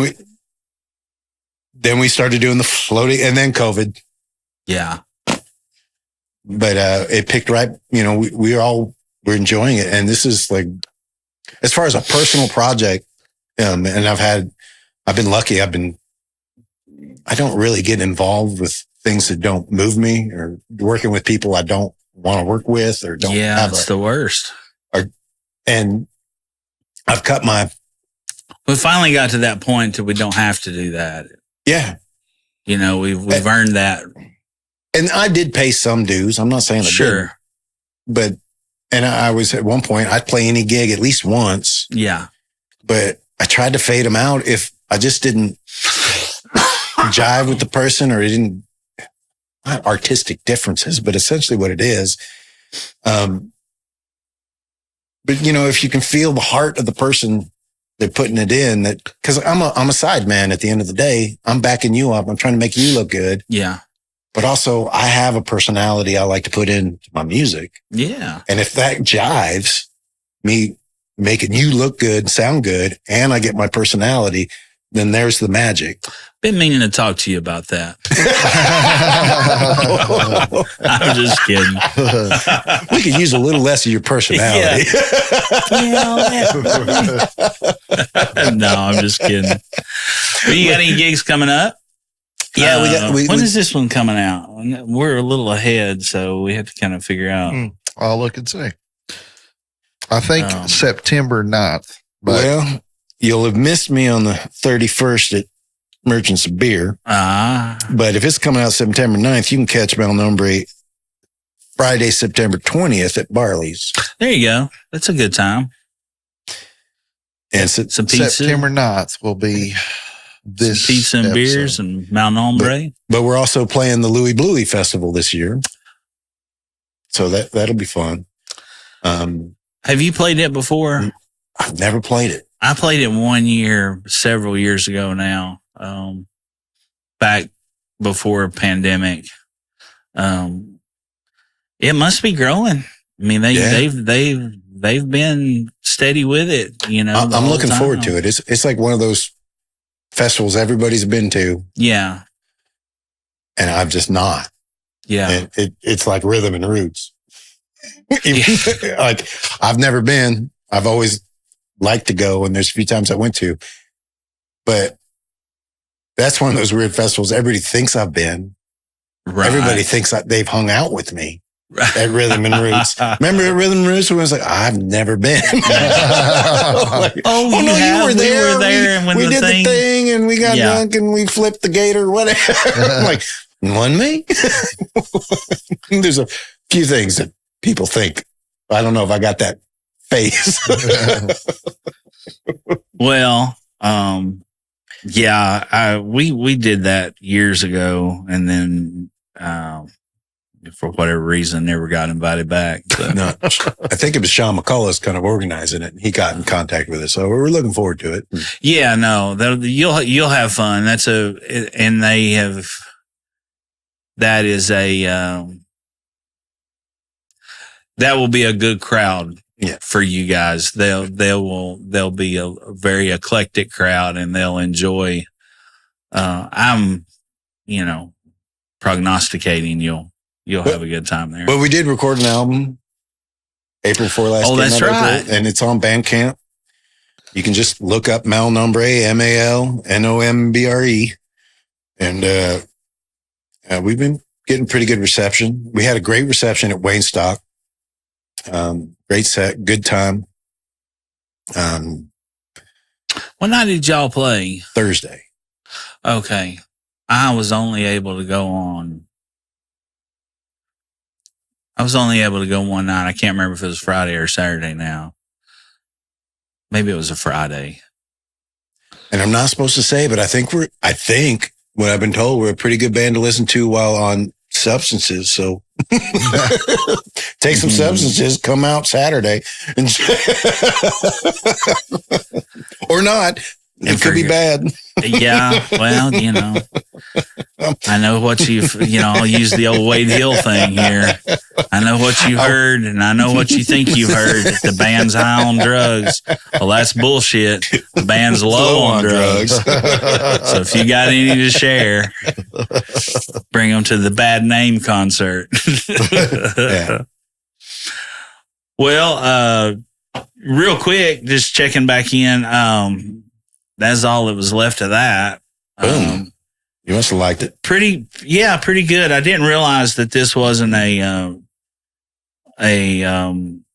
standard production run. Evidently, there were only so many made, so it was a limited run. But pretty interesting. Very natural sweetness, aftertaste, and some leather. Some citrus. Not a big black pepper thing, but lots of cinnamon.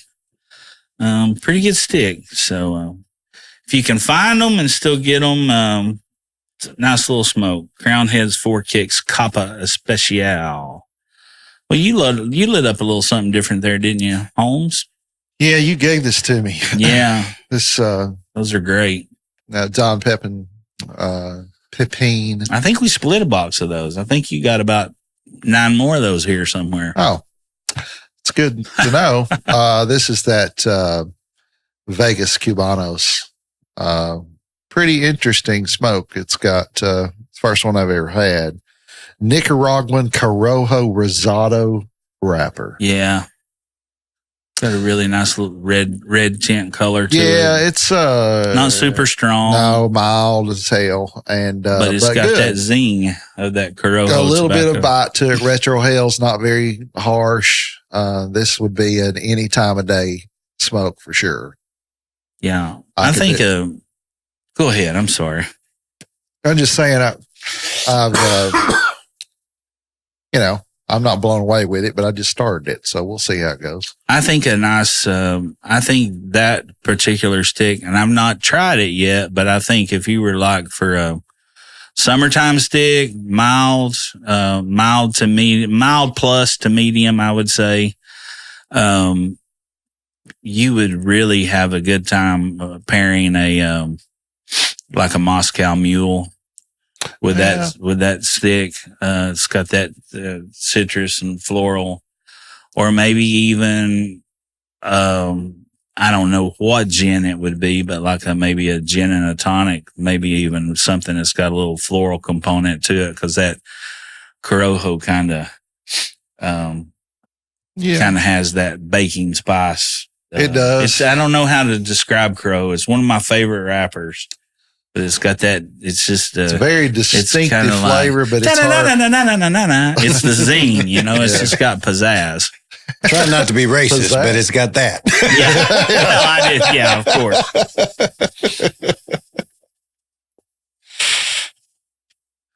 Anyway, we'll see. First third is, just a little bit of pepper in it, but more of it does have a little zing, but it's not at the end of the Retro Hell. It's not like a Blue Label. It's got a lot of zing. No. Blue Label is, and it's a Corojo wrapper as well. Yeah, but it's darker and it's different. Yeah, it's nothing like that. Yeah, the blue is one of our personal favorites, and it'll knock you on your ass too. So it's not one of those that you just want to. Anyway. All right. So Nate, I got some questions for you. Love it. And just first thing that pops into your head. There's no right, wrong. It's word association or whatever, however you want to describe it. But it was kind of fun. We did an episode a couple of weeks ago now that we did it, asked these between ourselves, and it was fun because there was things that you just don't know. So, but at any rate, do you favorite Christmas? Do I favor Christmas? A favorite Christmas? Favorite Christmas. Do you have a favorite Christmas? What comes to mind? I'm trying to. Man. I mean, I like Christmas. I'm not a huge man of the faith, so to speak, but the time of the year I've come to love. Yeah. Just because it's Christmas. Because it's Christmas.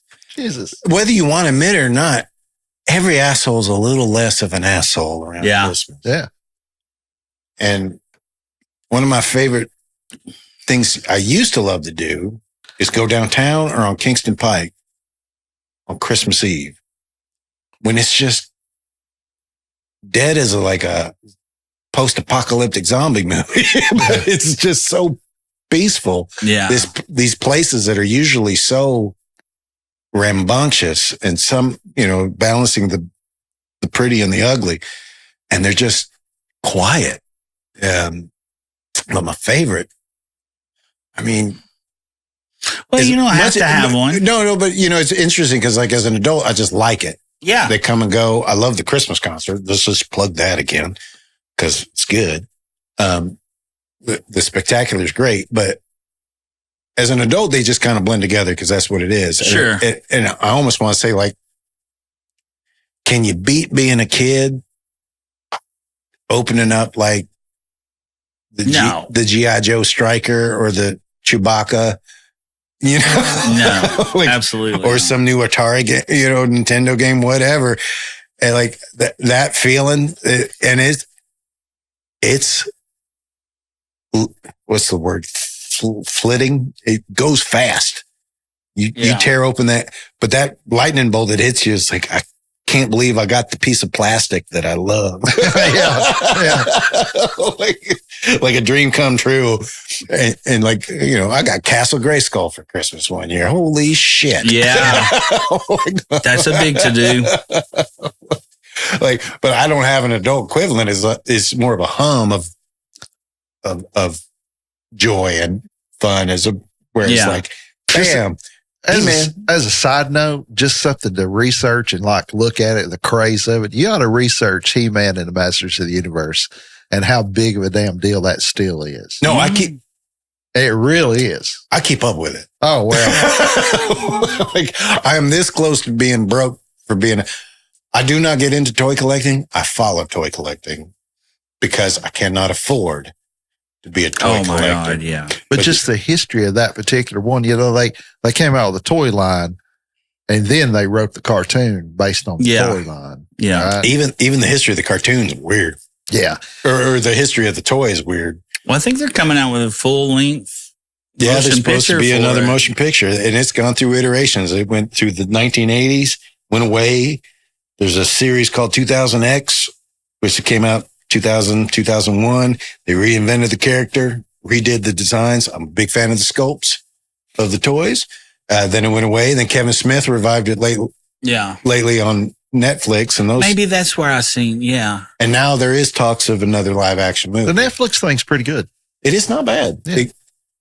I mean, nothing beats the original, but it's I'm a weirdo. I love the 2000s one. Like if you see it, and I remember that one. I'm the weirdo because like when this question really sparked some shit. Let's talk about just He-Man. think we only have about 45 more, but go ahead. I was probably too young, but one of my favorite movies of all time is Conan the Barbarian. Oh yeah. And I know I'm too, but like that sword and sorcery shit. Yeah. Loved it. And I still think it holds up today as one of the best. Now it's got maybe some misogyny and stuff, but but hell. Set in medieval times. Come on. But as far as like capturing like, Howard's character of Conan the Barbarian. Yeah. And Arnold Schwarzenegger's probably one of his best roles. He only says like 5 lines in Well, he couldn't speak English hardly. I mean, it's like 40 minutes before he even says his first words as Arnold, and it's like him getting poked by a stabby thingy. Yeah. But I was just in love with that sort of sandals, swords, fantasy. So when He-Man came out, you had it, and the toys came out before the cartoon. Yeah. Like maybe 6 months to a year. I ate it up because there's this guy. And it was supposed to be, I think it was supposed to be originally a Conan toy line. I think so too. The rights all kind of fell to shit. And he's got a big old battle axe, a shield, and a sword. And who's this bad guy, this skeleton dude? I was like, I'm in. Yeah. Buy him up. And then the cartoon came out and it's this tiger. Yeah. The cartoon came out and kind of wimpified him a little to me because because cartoon laws, he couldn't use a sword or an axe. He had to punch everybody.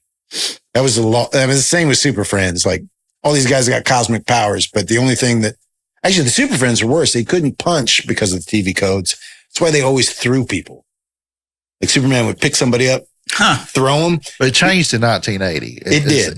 Because of deregulation. So, and Friends came out previous to that. So, but I still watched the cartoons. And then the weird thing in the late 80s is the law came out. They realized that G.I. Joe, Transformers, He-Man, they were all toy commercials. And the government was like, well, you can't have 30-minute, 24-minute toy commercials anymore. And they essentially banned. That's why we don't have Toys R Us anymore, essentially. Yeah. Because we didn't go home. Nobody goes home anymore and watches 3 hours of toy commercials. That's true. Because the government said like that's bad, and they made that you have to have so much educational television a week. So instead of after school toy commercials, they became after school educational shows and what he's trying to say is they fucked it up. That's what they fucked it up. Yeah. But they did. I mean, yes, I agree. Those shows were terrible. They could do anything. All I wanted to see was the toy I wanted moving in a cartoon. Well, to wrap it up, not cutting you off, but, Pink Floyd said it best. Hey, teachers, leave those kids alone. Anyway, I'm a sucker for it. I still keep up with the market and all the lines. It's changed. I mean, and now they're sold to adults. Like it'll say on the box, they make 2 different versions now. They re-released the molds of the old toys under the Origins line, except they gave them the Kung Fu grip, like the G.I. Joe, because the old ones just had stiff. Now they can move and flex and do pose, but they look just like the old ones. And then they've got another line because of the Kevin Smith stuff of like, they are cool. They're like $25 of an action figure and you can put them in and they look dope as shit and you'll go bankrupt collecting. He-Man I never was. Hasbro just put it on didn't just, but like they're working on Snake Mountain, but like 3 or 4 years ago, they put out Castle Grayskull redo and it is instead of being stickers, it's molded and trapdoors galore, and it's 3 times bigger. Fucker's $500. That ain't a kid's toy. That is. We're going to start a GoFundMe for Nate to get his very own Castle Grayskull. I ain't got room for that shit. But like I watched it, I'm like, it's like we kids that damn aircraft carrier that G.I. Joe had. It's $100, which was $1 million then. So and it's damn near $1 million now if you go find it at the 7 feet long, right? 6 feet, 7, yeah. So here a while back, I was watching A&E has got a 4 seasons of it now, but it's wrestling legends, and it's a biography, and they did one on Sergeant Slaughter, and that was definitely back in the cartoon days, to where some gimmicks were better than others. But Sergeant Slaughter was a G.I. Joe. Is the reason why, pretty much the reason why WWF started making Toys? all the toys, because he had said, I got an opportunity to go make this movie, and, Hasbro and G.I. Joe and all this stuff's come to me about, and Vince wouldn't let him go, and he quit. And it actually revitalized his career. Yeah, he was on the down. made God knows how many millions, and still making, all those. Now, some of them struck better deals than the others, but like if you follow the wrestling community at all, it's like these guys are still making money off these wrestling action figures and stuff. Wrestling action figures is but 40% of the damn to the plastic market. It's so huge. That'll be all, maggot. Yeah. And to switch over and like he came with a little tank, the Warthog or something, and his file card said, he trained the Joes on how to kick ass. Yeah. Like he was the drill instructor. I was like, well, yeah, who else would be the drill instructor for the G.I. Joes? Chin like that.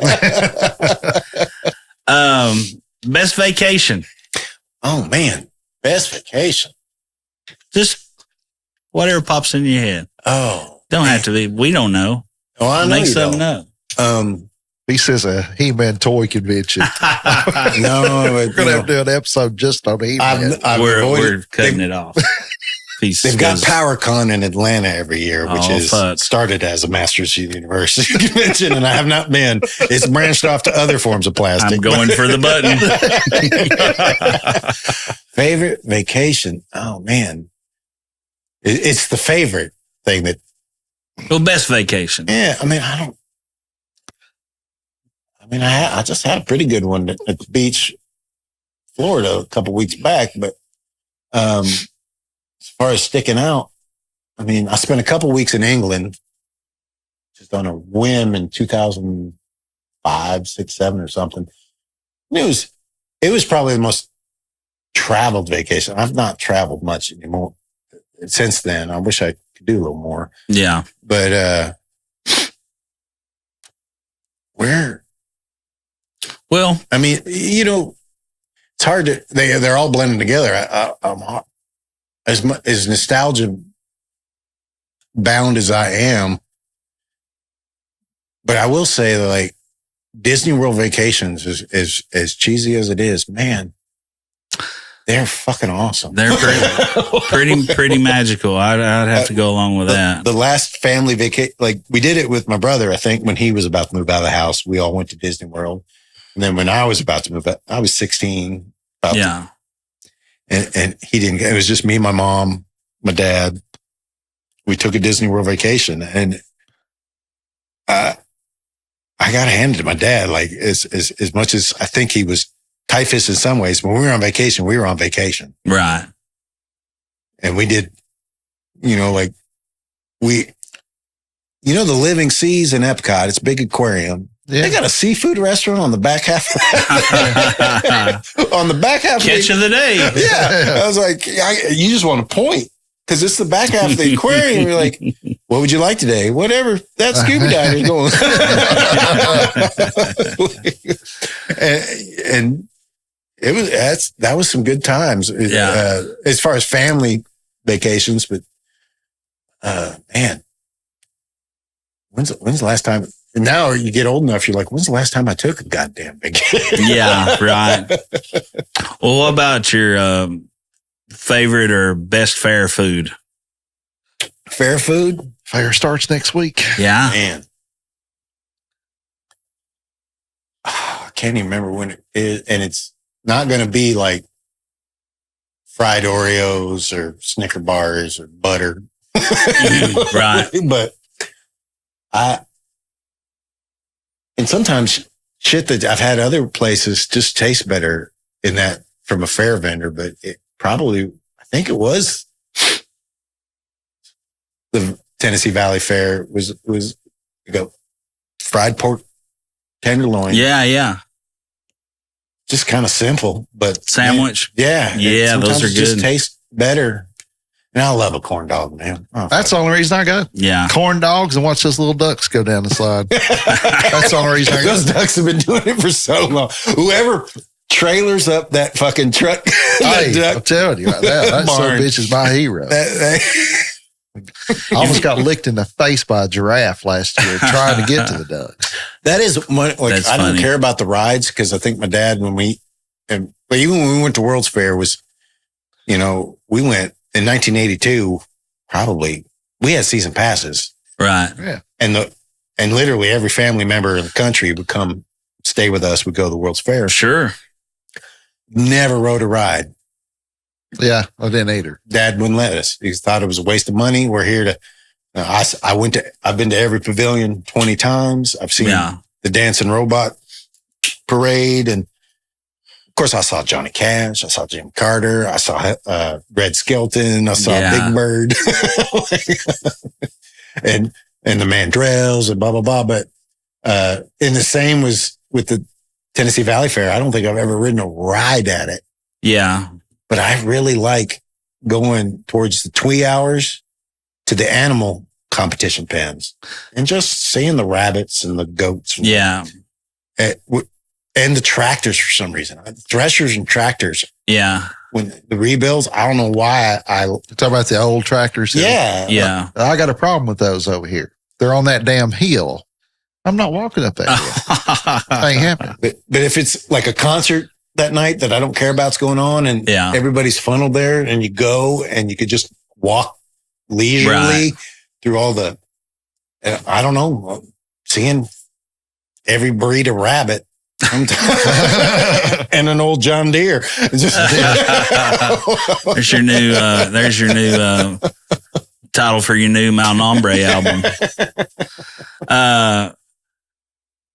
So 3 wishes.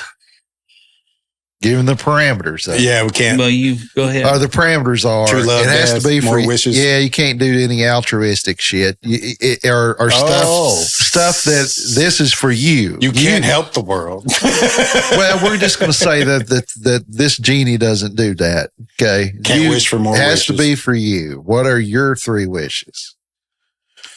Oh man. For example, my first one is I want to be able to eat anything and drink anything I want with no consequences. That's a good one. Yeah. I mean, I don't want to steal that one, but that's a good one. You got 3. I know. Well, it's like, you can't wish for infinite wishes. It's like, okay, I just like to wish for 1,000 more genies. Good. Yeah. See, I'm always oddly circularly thinking about shit. It's sort of like that superpower question, right? Like, would you rather be invisible or would you rather fly or whatever? I think if you think about it, either one doesn't do you a damn bit of good. You need more than one. You need more than one. Yeah. Flying without anything, it's cold. You got to wear. If I walk down the hill too fast, my eyes start watering and I can't see. I got to wear goggles. And I live in the Southeast. If I fly over the wrong county, I'm just going to get full of buckshot. I've seen what they do to road signs. You don't think some redneck? And you can't make money off it. I can deliver pizzas. But nobody cares. Anyway, my wishes. I like that one. I mean, I just, the obvious ones, I just like to be financially taken care of, like a house and everything. Just not worry about it. Yeah. And do what I want to do. But I feel like if you don't have a little bit of struggle, you get lazy and I'll end up sitting on my ass playing PlayStation all day because I don't have to do anything. I have 53 fucking years of struggle. I think I've had enough of it. You got a little. Yeah. Like, first wish, can I get my struggle down to just 5% of my life? Yeah. No, I can't be altruistic. I just got to be fucking greedy. Yeah, like world peace, shit like that. Genies don't do that. Yeah, it'd be a good thing if they did. They got to get they got to get a better union and get off their asses and start solving some world problems. I'd love to just burn a wish on like a dream festival or a dream concert would be fun. You know, like where I get to play at least Of once. course. But I get to see everybody, and everybody I love gets to hang out in the back. And everybody else I don't know, they could pay and be in the field. But just, you know, just to blow it out on some big, like, feel good festival. And I don't know who would play. That's another hour and a half worth of me thinking. I don't know. Well, And maybe just whatever, something to read my mind, and something silly. Like, I just want to eat whatever, even if I don't know, if I can't articulate what it is, the best sandwich. You know, it's like something that could read my mind, go, I know exactly what to make. That's a pretty good one. That is. Like, Tell me what I like. Tell me what I like. Figure it out and get the perfect flavor profile. Put it all in and show me how to make that something. Just So I can have give me it all a good the time. fucking Make it snappy. Yeah. So a time machine. Where do you go first? Where would you want to go first? And I'm not worried about Nothing. any kind of butterfly. No tricks. No tricks. No tricks from the genie. No tricks on the time machine. Time machine. You're Doc Brown. You got a DeLorean. You can go anywhere you fucking want. I go see whatever I want to see. Oh, I don't remember what we said for this. I don't. yeah, what the fuck y'all? I don't either.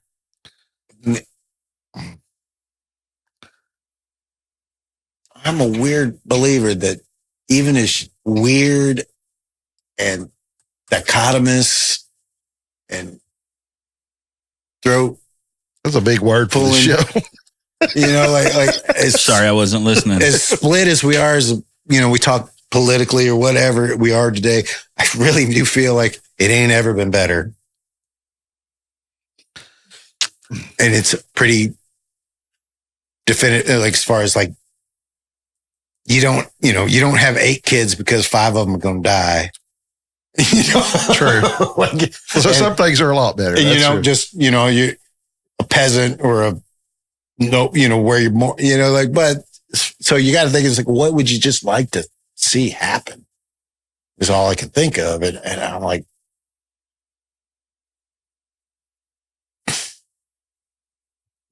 in a weird way, This is the first thing. Just the first thing. You get I to keep think- your time machine. You can go somewhere else. Yeah. That's just your first one. I think I'd go see the Beatles on Ed Sullivan. Nice. That'd be cool. I mean, That'd be real. I'm not cool. even thinking that's because it would blow me away, but to see what it really was, because that And then you can say that's you a- went. that's a point of reference Yeah. for everything. Yeah. I'd want to see if Babe Ruth called that shot or not. I want to go to that game and see if Yeah. that son bitch actually That'd be a did. good one. Yeah. That'd be the first one I'd do. You can meet one man or one woman from history. Who are they and why? Who would it be and why? I mean, I saw him speak before he died, but I would love to meet and have dinner with like Kurt Vonnegut. Kurt Vonnegut? Vonnegut. Lonigan? Vonnegut. Vonnegut. Vonnegut. That guy. American author. Okay. Just and humorist, and as far as like people I've read and heard speak, he's the epitome of what I would like to think, and like he's a humanist, and he's just an interested, and he wrote Slaughterhouse-Five, and he's just a weird but also not weird guy. Is he like E-Man? He probably doesn't.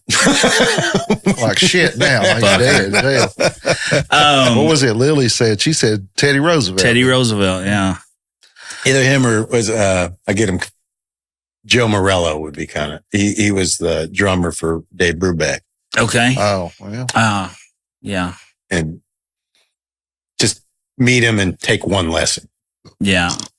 I wouldn't be able to keep up, but I would just. Well, this is a good segue. Best book you've read? Best book I've read. Man, this is where that memory thing comes in. I used to read a lot. Now I'm doing a lot of book on tape. Same thing. That's same. I've noticed as like when the audiobooks, I'll whip through about 5 or 6 a month. And I was like, oh, it was a good book. What happened in it? Fuck, I don't know. Yeah. I remember I read it. I was there and it was fun. Best. Oh, Split it between fiction or nonfiction. I'll give you. It's either Christopher Moore's Lamb or Terry Pratchett and Neil Gaiman's Good Omens are the funnest books I've enjoyed. Is that the Discworld series? No, but it's Same guy. Terry Pratchett, same guy, but Neil Gaiman also created Sandman. It was an Amazon series lately, but it's about an angel and a demon. Oh, you said Sandman. No, I said Good Omens. Oh, yeah, I've seen the show. Yeah, the book is great. Yeah. And it was written. Neil Gaiman's in some deep shit. Have you seen this? Yeah, he's weird. Yeah. I mean, he's in trouble. He's like for molestation, all kinds of shit. God damn it. Because he wrote American Gods and Coraline. And I love Terry Pratchett. I've read most everything he's ever read, but it's funny, goofy. Oh, but it's comedy fantasy. Comedy fantasy, but it also poignant. Yeah. Oh, yeah. Like, no. And then Christopher Moore Lamb is a little bit sacrilegious, but it's the gospel according to Biff, which is like the unknown gospel of Jesus' best friend, Biff. And it was also in Back to the Future. Yeah. Apparently. And Butthead. And basically Biff gets to do all the crap Jesus couldn't do. And it's a pretty interesting. That's a pretty good list. Yeah. What was your first car? First car. Well, my mom's Ford Escort, but it really wasn't mine. I guess that was the one I was driving to school because mom didn't need it. I would say the Volvo. Fucking A, man. Volvo Staywag. I can't remember the model number, 240 something. My dad loved that car and gave it to me when I went to college. And I know he loved it because he told me. He goes, I need to tell you something about this car, Nate. I love this car. And I put that car through hell. What's your dream car? Probably that Volvo, man. It was awesome. Nice. It was like a 1983 Volvo, big Staywag, but it could turn on a dime and I could throw all my drums in it. You know, they invented the 3-point seatbelt hitch. Volvo did. And then gave the patent to everybody. Boxy, but good. Yeah. Yeah. No, I've totaled 3 cars with that Volvo before I finally put its demise. Okay, let's see. Star Wars or Star Trek? I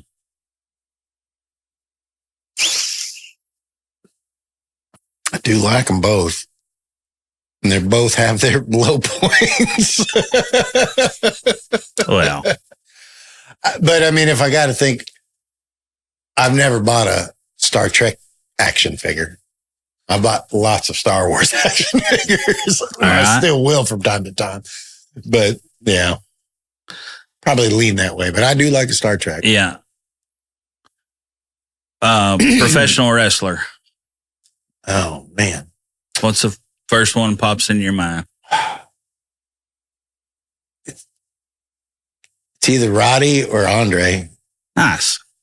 I mean, like, there's just, it's weird that the time we grew up, I couldn't even have watched wrestling and you'd have a favorite wrestler. Yeah. Oh, yeah. You have cartoons, big shit then, everything else coming in. Rock and roll wrestling and Saturday mornings, right? For sure. Cyndi Lauper was in that.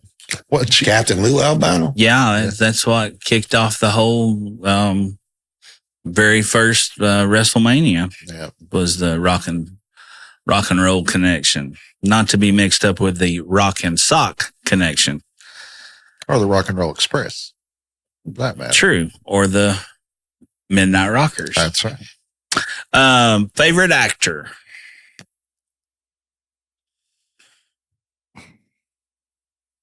Favorite actor? God, they're like, I know it's like, oh, first come to your mind, but they hit my mind like a Rolodex, like a flip book. You don't say. Oh, man. This was an easy one for me. I mean, Yeah. There's just, I mean, it might be, look, as far as like You somebody can just do acts it. the shit out of something. I mean, like Sir Alec Guinness or John Huston or something, but if I was just somebody I really enjoy seeing on screen, probably like John Cusack. Okay. Better Off Dead. Yeah. One of my favorites. On my $2, motherfucker. Favorite Point Blank is a really it was my favorite movie for Yeah. a while. Favorite actress? Actress.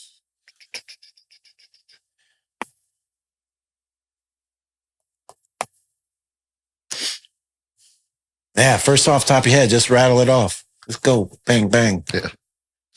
We We should have probably said this is a quick fire exercise. Yeah. It ain't. First thing comes to your mind, quick fire. Yeah, quick fire. Oh, We didn't do that. Who's your favorite actress? I know who mine is. Actress? Yeah. Oh, what's the first one that pops in my mind? Probably like, the first one that popped in my mind was Katharine Hepburn. Well, hard to beat her. She's number one on the AFI actress list, by the way, all time, I think. Audrey's like second. Mine's Doris Day. I don't know why. With Vanessa Del Rio running a close second. Well, there's a blast from the past. Good Lord. I'm just kidding. just trying to think. Kids, She's a look great that one actress. up. Yeah, look that one up, kids. Trying to think of like even what I've been watching lately. That I mean, Some kid in the Little League World Series, you know how they put favorite ball player, favorite, whatever Yeah. his favorite actress was a porn star. I wasn't I really. forget who it was, but I remember the one kid, they were like favorite activity or favorite something or another, and he was like hitting dingers. I was like, now that kid's got it. oh, favorite actress. Oh, I'm just stalling on that. Yeah. We'll come back. All right. Favorite beer? Man, there's so many to choose from. I probably drank more PBR in my life than anything. okay, PBR, good. But although I'll tell you what it is, it's old speckled hen, especially if you can get it out of Old Speckled Hen. it's a English bitter, and if you can get it out of a literal pump draft Yeah. or nitro, Nice. it really should be nitro, but Nice. Favorite album? God, that's man, Or just, yeah, a favorite album. I can tell you.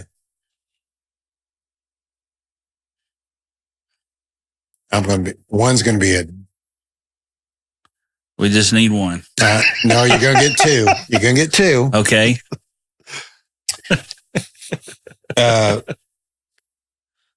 One's probably a Who album, and I'm going to have to probably say one of the Live at Leeds because they re-release it all the time. And the one that really grabs me by the short hairs every time is a kids album called I'm Really Rosie. It was made for an ABC special. It's Carole King doing Nice. the she wrote songs to the words of Maurice Sendak, who wrote Where the Wild Things Are. Because he had those little penny press books. There was a name for them. And she turned all of them into songs, and ABC put it into a special and they released an album. That it's magnificent. It's whether you're a kid, because it's a kid's album, but it's like, that's how you do kids' albums. You treat it like real music. You don't that baby shark this shit. You fucking get Carole King to throw in real piano. She's and so fucking talented. You hardly ever hear anybody talk. Oh, and you should. You should. Absolutely. Great songwriter too. Saturday. Okay, so these are just what pops into your head. Saturday morning cartoons. Thundar the Barbarian. Oh, nice. All right. Ookla. Muscle the Sun Car. Sword. Muscle Car. Probably a Shelby Cobra. Candy Bar. A whatchamacallit? No, wait. The Take Five. I really like those. All right. Movie themes. Themes? Like songs? Sure. Any John Williams shit, like E.T., Star Wars. Yeah. I mean, like, you can't really beat it. But his Jurassic Park one is way underrated, I think. That's my favorite that he did. Tell you what. I said Bond. I said Ding, ding, ding, ding, ding, ding. Oh, that's a good one. But like, a lot of those. Keep thinking of like the weird theme to like Stripes, like dun dun dun dun dun dun. No, actually, that's the Police Academy theme. That's not right. No, I think that's Stripes. Yeah. Dun, dun, dun, dun, dun. Yeah, that's Stripes. Got that. We were talking about Stripes before he got here. I don't like anybody touching my stuff. Yeah, line up, Francis. You know who that movie was written for? Cheech and Chong. Yes, I did hear that. It was Cheech and Chong join the army. Yeah, I did hear that. It fell in production hell, and then it ended up being Bill Murray and Harold Ramis. Harold Ramis. Stand-up comedian. Oh my goodness. And John Candy. Oh yeah, for sure. Stand-up comedian. He's a lean, mean fighting machine. It's the problem that I listen to everything, but currently it's probably Kyle Kinane. Okay. Who? Kyle Kinane. I mean, like, if you're going like, although, like, that's the weird thing is like, and I know you do too. It's like we keep up with stand-up's bigger than ever. I mean, like, shit like John Mulaney. I mean, that guy's top notch. And like, I know Chappelle is the GOAT, but everything he does is teetering on some sort of society microscope. But as far as a guy that can just get up and kill everybody, I mean,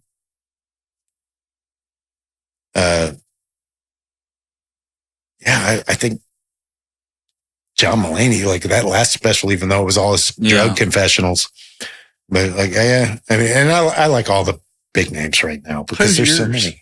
We didn't talk about this. The first one that pops to mind. Yeah. I mean, although it's hard to hold him in. Like, he's more of a personality that I love than a stand-up. Well, the first thing, if somebody says comedians, I mean, I probably think of Carlin. Yeah. I mean, like, but now there's several that I really like. It's such Bernie Mac. Stand-up comedy is a weird thing because I've been fuck a bunch of kids. Fuck them kids, America. Fuck a bunch of kids. As soon as I could, I followed stand-up comedy. Yeah. I mean, I know my dad had the Cosby records because everybody's dad had the Cosby records. Yeah. And then, and I think at one point I wanted to be a stand-up, or I thought it, but like, didn't, I was just doing music. It's just, you can't, it takes work, and I knew it took work. Yeah. And I wasn't going to do it. I wasn't just going to stand up at an open mic, even though I've had a few people rib me as, I'm a funny fucker, but I'm not putting the fucking work in.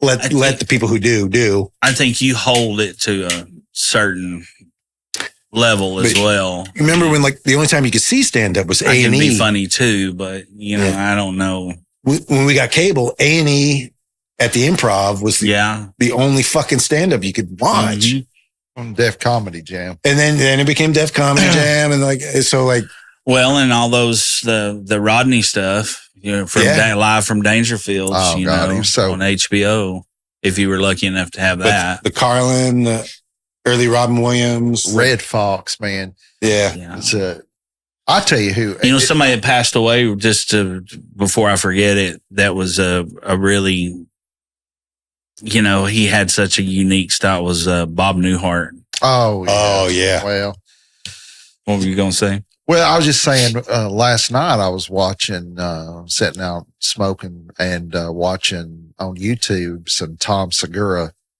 stuff. Yeah. It was hilarious. Oh, yeah, absolutely. Oh, my God. Yeah. But then it was clips of everybody, and then it pulled up Louis C.K. And I tell you, I know he's a fucking pervert or whatever he did, but I tell you what, man. He's still kicking strong. As far as his delivery goes, he's as good as there's ever been.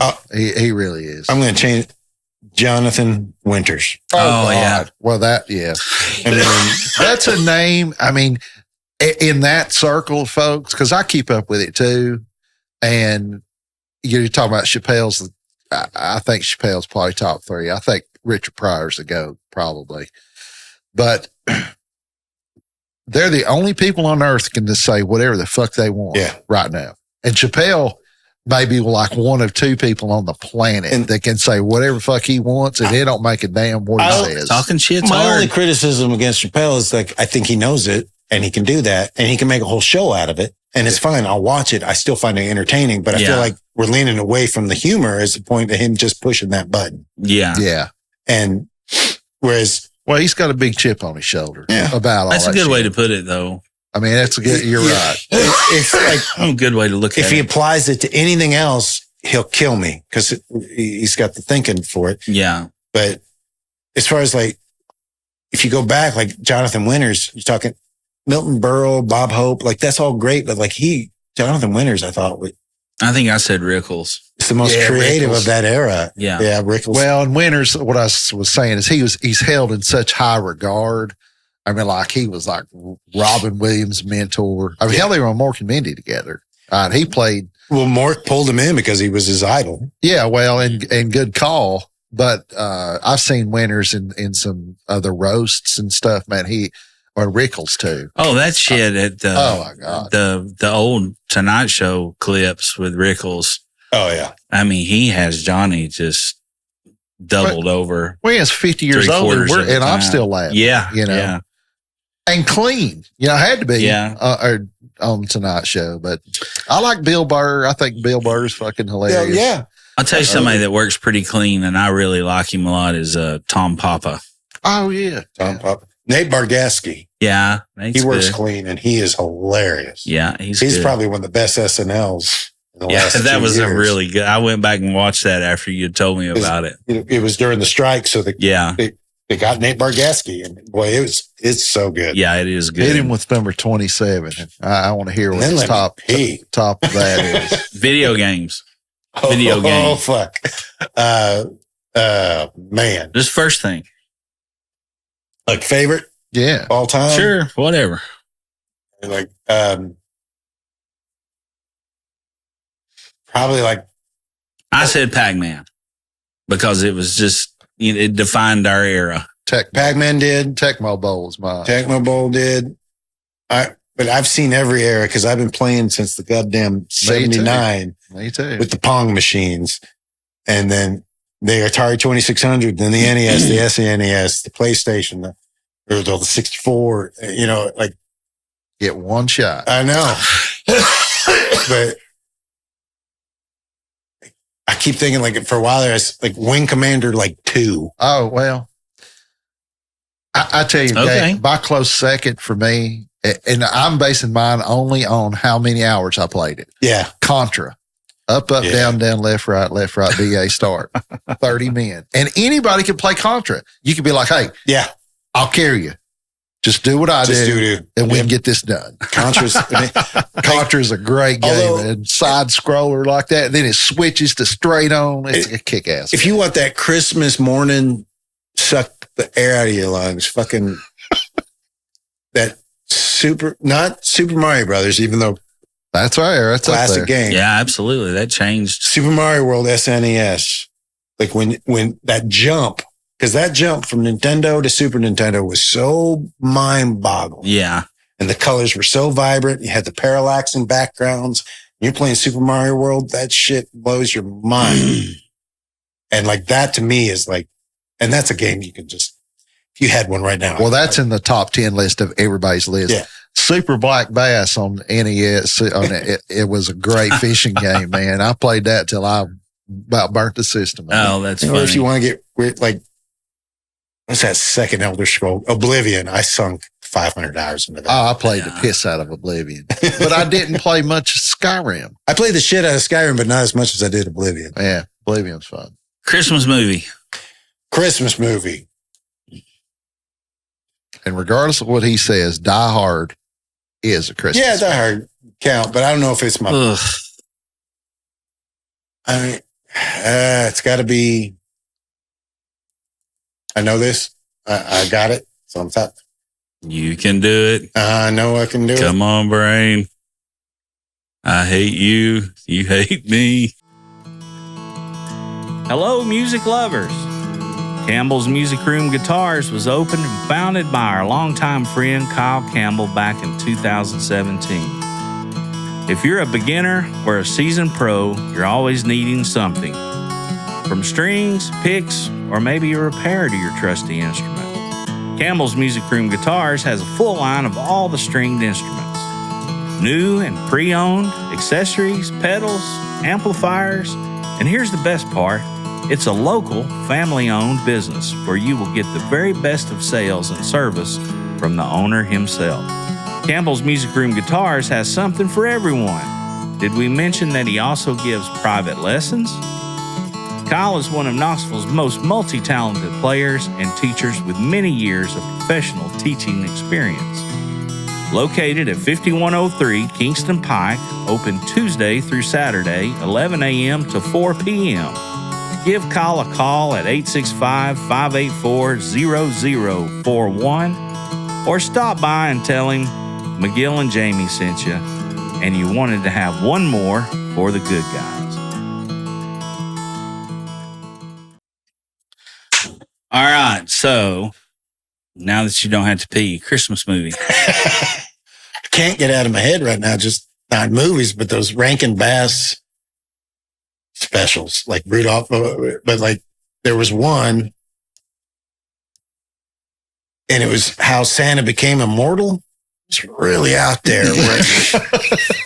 Don't know that one. You probably do. You've probably seen it because it came out in 70s or 80s, and it's that stop motion. Yeah. And it starts with the Council of Fairies, and there's the Autumn Fairy and the Winter Fairy, blah, blah, and they're all voting whether or not Saint Nick, and it's like the history of like Santa Claus being born. And it gets really weird. Like Rankin, and it's the same guys made Rudolph and Frosty and all that. And I cannot remember the name of it, but it's wild because you see this ginger young chap with a beard, and he starts making toys and he's dying and the Council of Fairies are like, okay, we'll grant him immortality so that he could be but that's when you say that, but like as far as like just a good movie, I mean they're all fun. Scrooged. All right, Scrooged. Scrooged. Muppet Christmas Carol. Horror movie.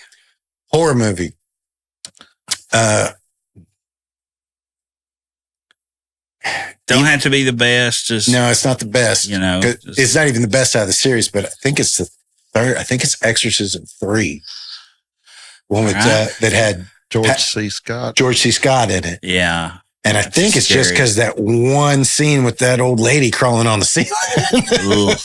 Man, tell you, just to interject real quick, if you haven't seen devil shit, well, you won't like this, but Haunting of Hill House on Netflix. Have you seen that? Yeah. Very good. Scared the piss out of me a couple times. It is good. And it really did, man. I was like, man, this is good. Because but horror kind of leans towards comedy too. Like the Evil Dead movies. Oh, yeah. They're supposed to be.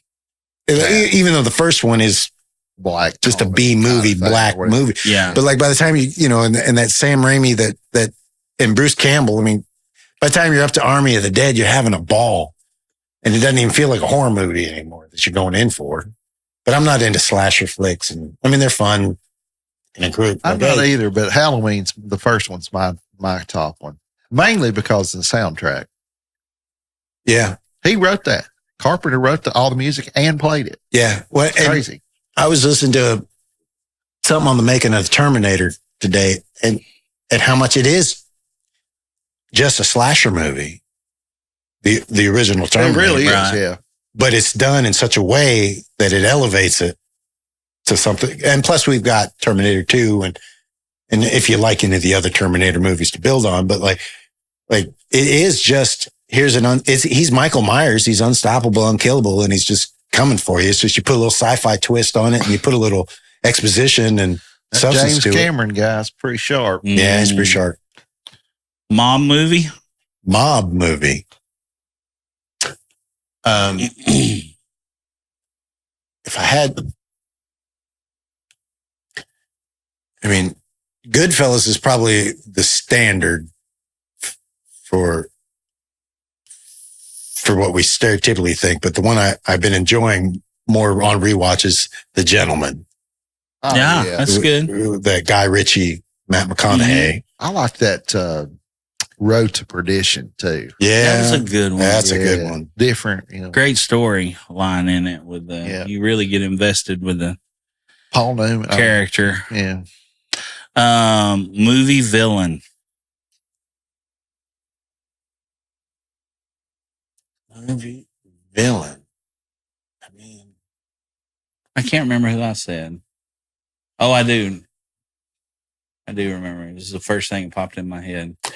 I don't remember what I even Wait. said. I think I said Darth Vader, maybe. what's Javier's character in No Country for Old Men? Well, that too. Yeah. It's Sugar. Yeah, that Anton Sugar. that kind of villainy where it's like not. I mean, I love a Darth Vader and I love a Joker, but someone that's just that.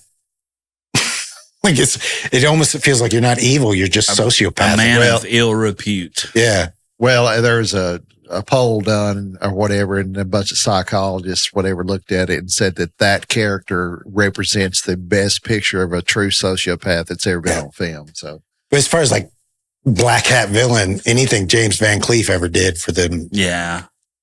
That's good. those spaghetti westerns, because that's just, Mhm. that's a classy villain. That's Yeah. and you know he's bad. But Yeah. I always think like a Western villain. My answer when you asked me was it's Gene Hackman. Yeah. Gene Hackman is Little Oh. Bill. That's a great. But now that one movie? as he played the Unforgiven. sheriff, Little Yeah. Bill, just a piece of garbage. Yeah. won an Oscar. Yeah. And then the other one that I can think of about Westerns would be Henry Fonda in Once Upon a Time in the West. On the other side of villainy, and this is very subjective, but Gene Hackman nailed Lex Luthor. Yeah. Oh my God, it's still the best Superman. Right? The first two are probably, Yes. and I'm in a minority of thinking that the one that had the Superman Returns, the first 45 minutes of it is the best Superman movie ever happened. Well, in homage to the Donner movies. And then it went off the rails, but like, That's the one where they catches that plane right at the end. yeah, but like when it opens up with the same thing and he just saves the day. And I've got this whole theory that like we're so in love with the anti-hero right now that if somebody would make a fucking movie about a hero, a real fucking goddamn hero, and write Superman the way he's supposed to be written, it would take off like gangbusters. Cause we don't, it's the same thing with like Ted Lasso. great show. Why? Because he's a fucking good dude. Yeah. And we need to remind ourselves. Yeah. And he's got problems. Yeah, yeah. But like, make a story about a hero every now and then. Not everything has to be a dark, and it doesn't have to be an over the top Lone Ranger white hat dude. He can be a human. Yeah. Ted Lasso proved it. That's a good segue to the top movie hero of your list. Oh, top movie hero. Man, that's a tough one. Because everything is so dark in the last 30 years, I feel. Well, when somebody says movie hero, like the protagonist. yeah. What's the I can tell you what AFI's number one is, and I'm in agreement with this one actually, and that's Atticus Finch from To Kill a Mockingbird. I mean, Gregory Peck. as far as acting, character, story, representation of a good person fucking duking it out for the worst of the odds, you can't beat that. But man, yeah, and it's kind of hard to say Luke Skywalker. Well, we talked about that. I mean, that's a big one. And I love especially the first 3 Star Wars. But is Luke Skywalker my favorite hero?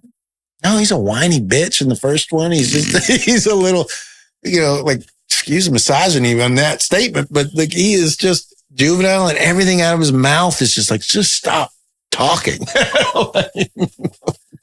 I always liked Solo better than I did him. Yeah. Well, we all relate to Solo better, but as far as, I mean, I do like it, and I feel like there's a good, a really right there on the tip of my tongue, like, hero. And it's not coming to me. Nate's a thinker, that's for sure. Yeah, I can't stop thinking. I said James Bond. James Bond's good. Well, it's the first thing. Yeah. Dessert. I like a French silk pie. Well, I do too. I like any kind of pie, really. I mean, I like a lot of, and I like chocolate pie, but when you do that whipped. All right. And the last one, ice cream flavor. Mint chocolate chip. Nice. All right. I'm also going to plug this again, but that Sugar Queen Creamery place on Chapman Highway, Jesus, man. And, well, everybody needs to eat there. Yeah. That's the best ice cream I've ever had. There's your second plug on our show. Fat boy pro tip. And That's right. I realize mint chocolate chip is the cilantro of ice cream. Some people just think it tastes like toothpaste, but to me, it's the best flavor combo. I like it. It's not my favorite. Butter pecan's my favorite. Yeah. I think if I don't eat it because it seems so mundane, but a good strawberry, man. Hard to find a good strawberry. But let me tell you, first thing I had at that place was a banana split back when I could still eat banana splits. And strawberry. The Neapolitan. All I've had there has been basic flavors. Vanilla, chocolate, strawberry. Kicks ass, that place does, man. It's really good. Yeah. All right. Yeah. Well, thanks for coming out. Yeah, thanks for letting me hang out. I don't know if we covered any exciting ground, but I hope people like hearing it. We did. We had a good time. Again, Mal Nombre, and by the time this comes out, y'all be playing at Barley's on September 20th. September 20th. Yeah. All right. Well, you heard it here first, folks. That's been one more for the good guys. And, we always close the show out by saying, be kind to one another. Anybody can be an asshole. It takes a special person not to be one. And it doesn't cost a dime to be kind, but there's always a price to be paid for cruelty. So click, share, like, subscribe, all that stuff. Tell all your friends, wake up the neighbors, call the kids, and we'll see you next time on the podcast. You want to do another one? Sure. Adios. Awkward. You either is or you ain't. You do or you don't. You can or you can't, or you will or you won't. Either way, baby, a good man, well, he's hard to find.